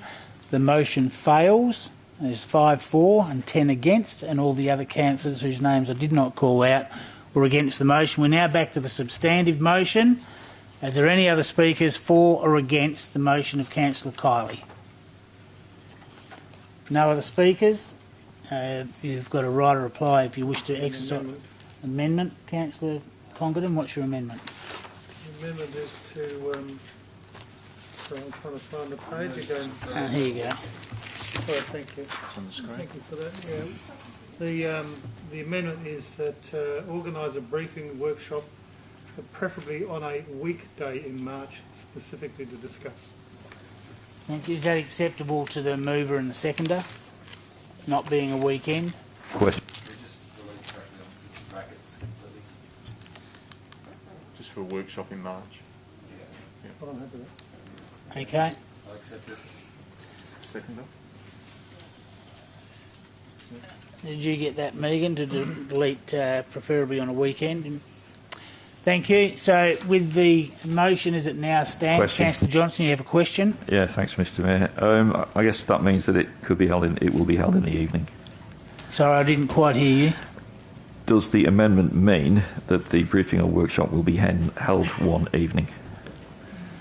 I'll let staff liaise with councillors and look at our workload, but more than likely, yes. Okay, any other speakers? I'm now going to... Councillor Kiley, you'd right to reply. Thank you. And Councillor Bowman, yes, this motion was constructed specifically for yourself, just to make you feel better. But not much more to say other than that would have liked to have started in the morning and had a few donuts and coffees and sat down and had the opportunity to ask a lot of questions, as Councillor Bowman has as well. So, but happy to go ahead at any time. Thank you. Thank you. I'm now going to put the motion. Those in favour of Councillor Jones, Councillor Bowman, Councillor Brodovnik, Councillor Johnson, Councillor Howlett, Councillor Kiley, Councillor Catalano, myself, Councillor Parry, Councillor Knight, Councillor Zanino. In fact, it's unanimous. Thank you. That takes us to the next item, councillors. It's item C 1.5, Councillor Johnson, Lloyd Street Bridge new concept. And at this stage, Councillor Johnson, I'm advising you I'm going to rule your notice of motion out of order. As the presiding member, I form the view that this notice of motion should be ruled out of order because, in my opinion, it's likely to breach a written law, namely meeting procedures of our Meeting Procedures Local Law 2.11.9, as it is a similar notice of motion on the Lloyd Street Bridge that failed on the 17th of November 2021 at the Ordinary Council meeting. That motion was lost. It has not been 3 months since the Council debated that motion, and Section 211.9 of the Meeting Procedures Local Law does not allow for a similar motion to be put before the meeting for at least 3 months from the date of that meeting. So, Mr Mayor, you have had my notice of motion, or it's been with the City since the 16th of December. So, and we've had an agenda for him, and now you're notifying me right now. So can you explain yourself why you are ruling it out of order right now, just as I'm about to get up and speak? Well, that's a bit of a problem. Thank you. I was on leave until the 23rd of January. I did not see my agenda until I returned from leave. I was in holidays in a remote location where I didn't have any internet or very poor limit. I couldn't even download Diligent until I returned. I've had a discussion with the CEO and I've asked that or presiding member, whether it's me or somebody else acting as the presiding member, if the staff have got any concerns about notices of motion going on to the agenda, they should check with the presiding member to get a final decision. Unfortunately, that did not happen in this case, and I'm advising you now. Okay. So you've got two options. You can either accept my ruling. If you don't accept my ruling, then you can move a dissent motion, and I'll put it before the council. I've actually got a different option, Mr Mayor. I can change it. So I do have a change that I'd prepared, and the reason for the change is because we have new information, and that is that previously we did not realise that we were the owners of this bridge. We're the project owners. We are. So my proposed change, which I already had in mind, was this. I was intended to change it to say that council resolved to direct Main Roads to prepare a new concept design for the Lord Street Bridge. Have you got this written down, Councillor Johnson? Because we need to have it up on the board. That's it. That's more or less it. So I've got that change there. So it begins, instead of in front of prepare, I go direct Main Roads to prepare a new concept design for the Lord Street Bridge. So exactly that. And then I think that will do. That'll make it simpler. So it is different because it is not review. The facts that have changed are that we are the owners. We are instructing Main Roads. We are not asking them to review anything, and we are giving them direction to create a new concept design, which was not what I did previously. So previously it's just to review it. Now we're giving specific direction to prepare a third concept design, and that is a different motion. Well, I'm still going to rule it is similar. Well, it's not similar. It is different. So I would like to get legal advice on that. I think this is. Clarify, Councillor Johnson, what's up on the screen? And what I want you to do is to. My motion says to direct Main Roads WA, and then continue with the motion to prepare a new concept design for the Lloyd Street Bridge. The new concept design should be a longer span bridge. That's completely different to my previous motion. So I don't think you should. I think you should seek legal advice, because I'm very clear my motion is different. It's as clear as a bell that it's different. I'm not asking as a supplicant to review their design. I'm directing them to prepare a new concept design for the Lloyd Street Bridge to be a longer single span bridge. It is a completely and totally different motion. Absolutely different. It might be about the same subject, but it's totally different. Well, in my view, it's still similar. Yeah, but I don't think anyone would agree with you, Mr Mayor, so maybe we should just, you should let me debate it, or we should get legal advice now on whether it is different, because I don't believe it. I believe it's substantially different. Well, your previous motion was to write to Main Roads, so now you're saying direct Main Roads. I don't believe we can direct Main Roads to do anything. Yes, we can, because we are the project owner now, so we can direct them. It is our project. Previously, we didn't know that. So that is the key. That is one of the key differences here. Well, I don't think we can direct Main Roads. Yes, we can. It is our money. Councillor Johnson, and I still believe, it's my view, that this is so similar that I'm going to rule it out of I cannot accept that, Mr Mayor. I must advise you it's completely different. Well, I said you've got two options. You can accept my ruling, or you can move a dissent motion against me. Mr Mayor, I'm asking you to please seek legal advice. Please request help from the CEO and the lawyers present. They will advise you it is different. So please do that. I'll seek legal advice, but in my opinion, it is similar. Mr Mayor, you're the presiding member and you need to rule as to the similarity of it. The decision is yours as the presiding member. Yeah, but it is not similar. It would be absurd. Well, that's in your view, Councillor Yes, that's what, Mr Mayor, you are potentially making a serious mistake. Well, that's for me to decide, and as I said, I'm ruling your motion out of order, the one you previously submitted and the one you've just made up on the spot. Yeah. To me, they have the same outcome. They are similar, and I do not believe we can direct Main Roads WA to do anything. And the previous motion was to request them to review the design of Lloyd Street Bridge to reduce the environmental impact.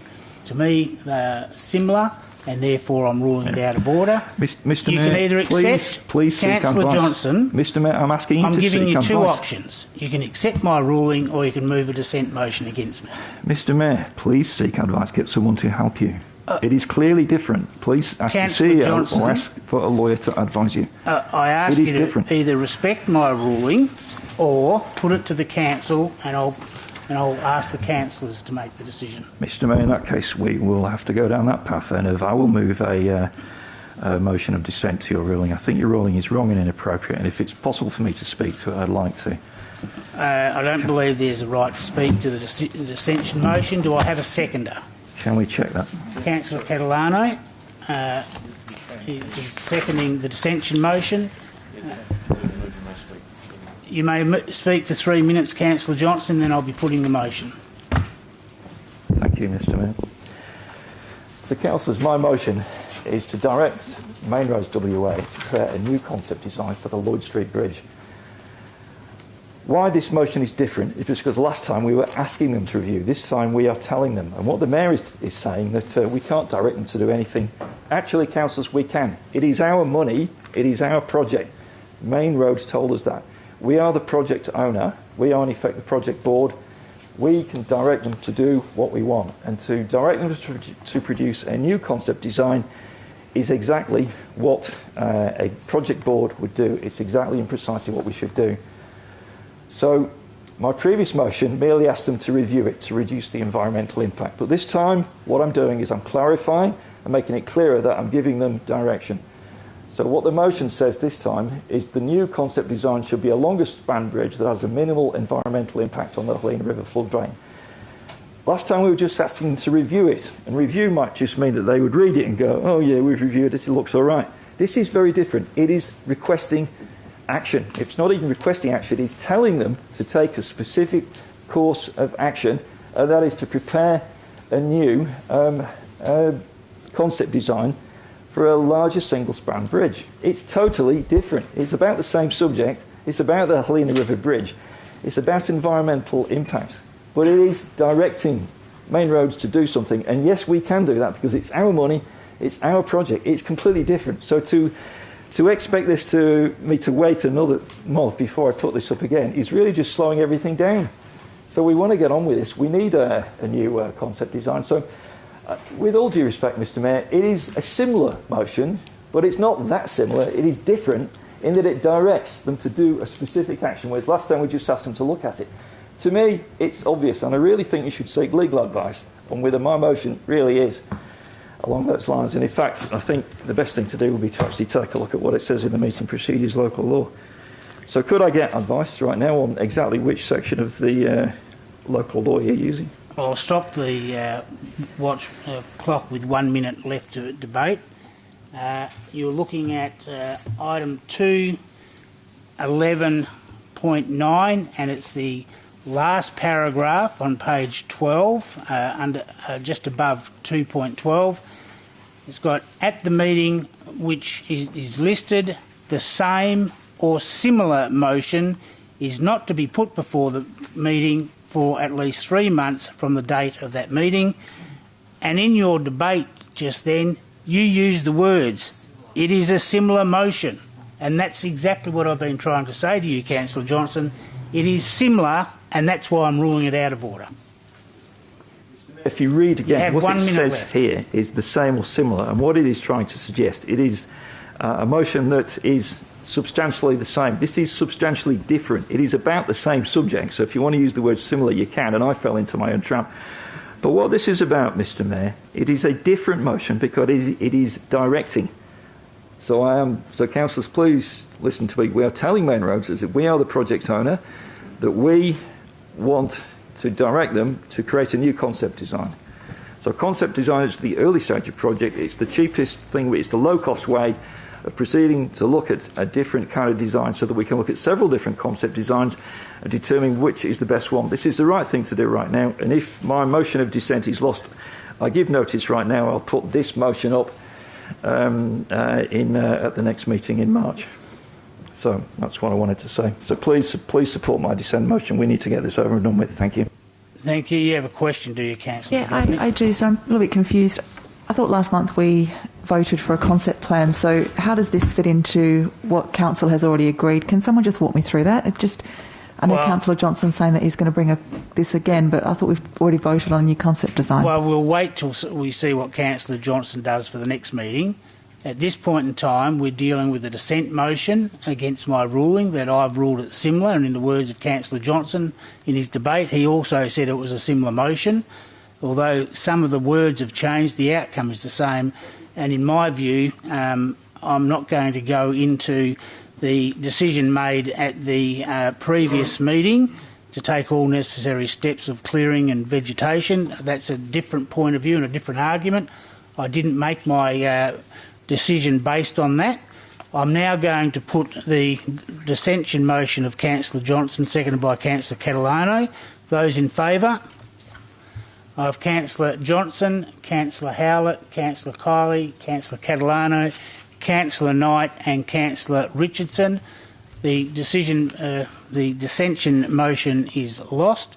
The item is ruled out of order. We'll move on to the next item. Thank you, councillors. That is item C 1.6, Councillor Knight, subsidised CCTV scheme. Thank you. Thank you, Mayor. Motion is to the Council resolve to authorise city officers to undertake a report into the viability of a subsidised CCTV scheme for residents and ratepayers. Reasons of the motion: if approved, this program could initially be offered to selected addresses that could provide a cost-effective strategy on the reporting and recording of crime and antisocial behaviour. It should reduce crime rates and promote a sense of security and well-being in the community. You're seconding that, are you, Councillor Bowman? Is there anyone against? There is. You wish to debate it? Yes, I do. Thank you. If you can start your debate. Thanks, Councillor Knight. You have 5 minutes. Thank you. CCTV it's everywhere, isn't it? Homeowners can put their systems up. This has conditions on it. We would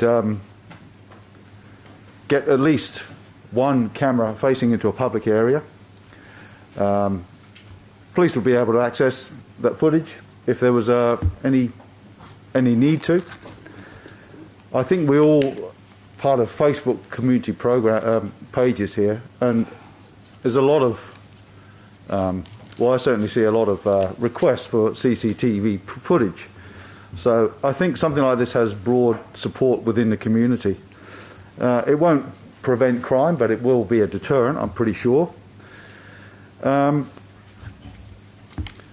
So really, I think if we could get maybe embark on a little pilot program, it would provide good bang for our buck.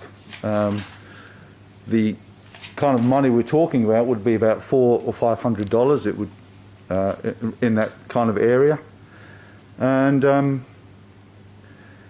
these kind of cameras could be placed in residences that are near intersections and places like that. So it would give us quite a good picture, I think, of what's happening around the city for not much money.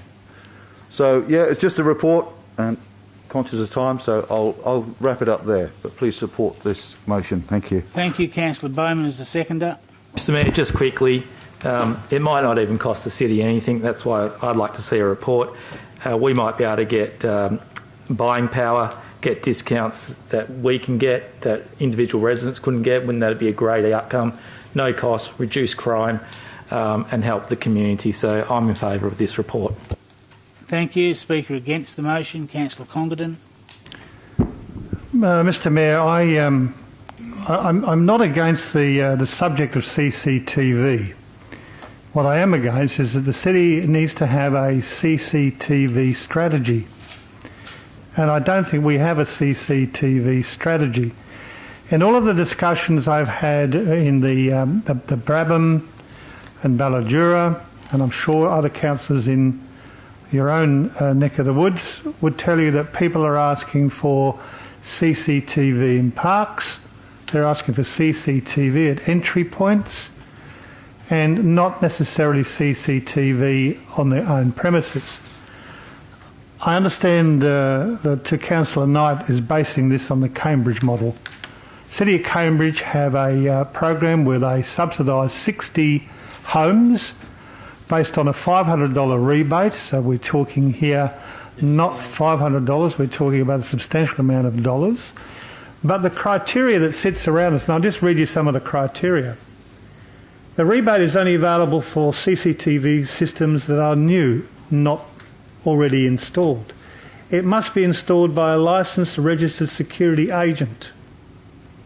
It must be in the register of the MAPWA, which is the Register of CCTV. What we should be doing, we should be encouraging all of those homes that have currently got CCTV to actually engage on the CCTV register. And if you were to ask your sergeant in Ellenbrook or my sergeant, Mr Brown in Ballajura, there are not many people that are particularly, they don't want to register on this particular program because they don't want people coming to their door asking for footage, in particular police, because it wouldn't be us. If we had a CCTV program, we have a monitoring room. I'm not sure whether you know that. We already have a monitoring room. That monitoring room looks at the city's infrastructure. It wouldn't be that difficult to go ahead and have a look at a CTV strategy that says put these cameras on other forms of infrastructure, the light poles, which come into the road network systems, particularly when we've got 2 or 3 only access roads coming into some of these areas. And then have a look at how we go to the federal government in seeking the money required to address this. This, in my opinion, with all of the restrictions around home CCTV, there's not even a provision here of in Cambridge of saying you must look at this type of camera. They're saying you've got to put in a camera, you must have sufficient lighting to carry the capture of the footage. Now, I can tell you, a lot of people who've got lights up on their properties that glare into next door neighbours' property is more of an issue at times than what we would care to do with it. And it is a real thing. So I just urge you, councillors, I understand the intent, and I really do, but I think we need to have a CTV strategy, and we need to know what we're going to do in CCTV in our public places, such as our parks and our streets. And this is not going to fix it. I can tell you now, if this camera's mounted on a barge board in front of a house with a camera pointing down the driveway, unless it's a very, very, very, very, very expensive camera, you will only see a vision of a car going past. You will not capture a number plate. You will not capture the individual sitting inside the car. And you'll be battling with a very good camera that reverts to black and white rather than colour to be able to pitch up what the occupant is or the colour of the car. Because it might be just black and white and won't tell you it's red, green or otherwise, or the shape or style. There's a lot of things to be discussed in this program. Like if you support the report, I think we just need to have a strategy that deals with all CCTV. Thank you. Speaker for the motion. Speaker against the motion. Councillor Henderson. Mr Mayor, I'll be brief. I won't stand so I can speak into the microphone. Sorry about the mask. I just wanted to back Councillor Conklon's remarks. He has a lot of experience in this area, as do I, as it happens. I think the key issue here is that what you're looking for, Councillor Knight, is too narrow. We do need to look at our bigger picture strategy. There's a lot of factors involved in getting useful footage. The other issue is that, in my view, this feeds into a policing matter, so therefore, in fact, it's a state matter rather than a council matter. Now, I do know some councils do these things because they've got lots of money in the bank. The cost to do this, from my experience, would be quite significant. And whether people would be happy to spend $500 or not, who knows. But as for the question, I think we should be looking more broadly, and we should be looking at a strategy in the first instance, and from there we can cost it. From there we can look at state, and we can look at federal, and whether or not we're going to ask our ratepayers to pay any money. Thank you. Speaker again, Councillor Johnson, speaking for it. Thank you. Yeah, Mr Mayor. One of the things to note here is it says authorise city officers to undertake a report into the viability of a subsidised CCTV scheme for residents and ratepayers. Look, it's entirely possible that the report might come back and say it's not viable. So there's no reason why we shouldn't have a report to give us more information. I'm going to be the third one now to say, yes, amazingly, I've got experience with CCTV as well. So on a project I was on about a year ago, one of the components in the hardware was 20 CCTV cameras, which had already been ordered by the time I was appointed project manager. We proceeded with them and I started asking more and more questions. Eventually I got a security expert to come and look at the cameras and say, these cameras we have ordered, are they suitable for protecting this very expensive property? And they just laughed at me. They said, no. They said $20,000 worth of CCTV cameras are the wrong kind. Eventually, I think the cost was something like $300,000 to protect the organisation involved. So to do an effective job with CCTV, with the kind of cameras that you see in Bunnings or somewhere, or even in IT supplier, it generally doesn't do the job. It really just tells you whether someone's at your front door or not. But I'm happy to support this motion because I think it'd be good to get more information on CCTV. And the reason is I've had loads of feedback from the community over the years I've been a council about why can't we have CCTV here, why can't we have CCTV there? And the answer is always that, we only put CCTV on city properties, sort of overlooking city parks and things that the city owns. I think we do now have a more lower-cost mobile CCTV solution which can be used and has been used. Though the one occasion it was installed, everybody objected to it. So I think a report into the viability of this could be a step on the way to having a strategy. So I think it would be good. So I'm going to vote for this. Thank you. Thank you. Any other speakers for or against? Councillor McCulloch? Yes. What is your amendment, please? Thank you, Mr Mayor. If we're talking about a CCTV strategy, that's okay with the mover, Councillor Knight, authorise city officers to undertake a report into the viability of a CCTV strategy incorporating CCTV scheme for residents and ratepayers. We might just kill two birds with one stone. Is that acceptable to the mover and the seconder? Yes, that's very acceptable. Thank you, Mayor. It is. I'll just make sure the minute clerks got it in the motion.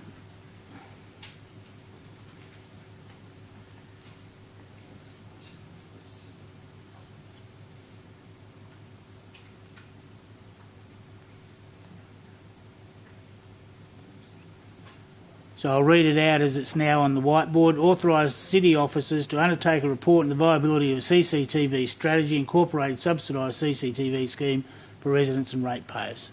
So it's been accepted by the mover and the seconder. Are there any other speakers for or against? I've just got a question, Mr Mayor. Question, Councillor Congdon? It doesn't read right that the CEOs undertake a report into the viability of a CCTV strategy. I thought the Councillor McCulloch was talking about undertake a report as to a CTV strategy incorporating. I think I'll just clarify. Viability of a strategy. Well, we can omit that. Well, Happy to. I did question that myself, Councillor Congdon. I just want to make sure we get it right before I put it to the council. So the amendment would now read for the substantive motion: authorise city officers to undertake a report as to a CCTV strategy incorporating a subsidised CCTV scheme for residents and ratepayers. That's acceptable still to the mover and the seconder. I'll call that becomes part of the substantive motion. Is there any further speakers for or against? Being no further speakers, Councillor Knight, you've got a right to reply if you wish it. I think it's a great idea. It's pretty simple. We can't, as a city, we can't get a camera on the street for $500. And we could have a whole network of them. I think we just need a report into it. Point of order. What is your point of order? Sorry, the commentary, Councillor, is that the city can't get a camera on the streets for $500. The proposal was to provide a subsidy. A camera on the street could be 2 or 3 or 4 or 5 or 6,000, and we're subsidising it. I think there need to be a correction in your commentary. Okay, I accept that. If you can just finish your reply. All I'm saying is that the city's paying $500. I mean, whatever the homeowner wants to put in, it's up to them. But anyway, look, by the by, let's just please get a report into it, and we take it from there.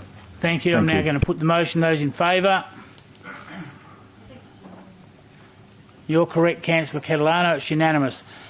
Councillors, I just want to ask the ladies in the public gallery, are you here for the Bullsbrook Kindy item? With your indulgent, councillors, we can go straight to the last item on the Part C. Item C111, Councillor Bowman, Bullsbrook Kindergarten. It's on page 1225. We'll deal with that item next, and I'm sorry I didn't know where you were from earlier. Until I put my glasses on, I thought I saw a bull or something. So, Councillor Bowman, thank you. Yeah, Mr Mayor, I'm just waiting for it to come up on screen.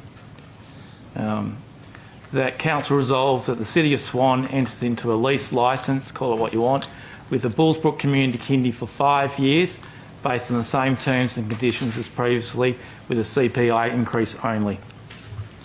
And your reason, thank you?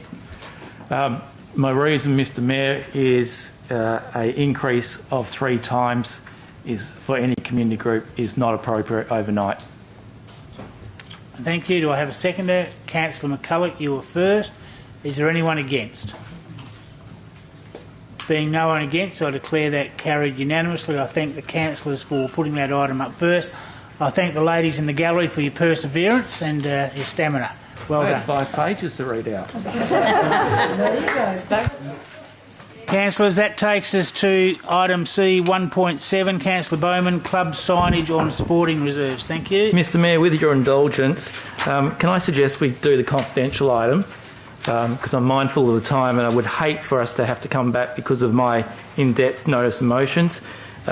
Most of those, with the exception of one, could be dealt with at the next council meeting just to meet the time. So you're talking about item C 1.7, C 1.8 and C 1.9? And C 1.10, unless Mr Mayor, councillors are happy for me to carry them on block and we get a seconder with no debate. Well, I don't think that's fair, and I don't think that's fair and reasonable. If you said you're happy to lay them over to the next council meeting, there's no urgency. That means we can get to the confidential item. I didn't say there was no urgency, but they don't have to be dealt with tonight. Well, that means there's no urgency, in my view. Councillors, that completes all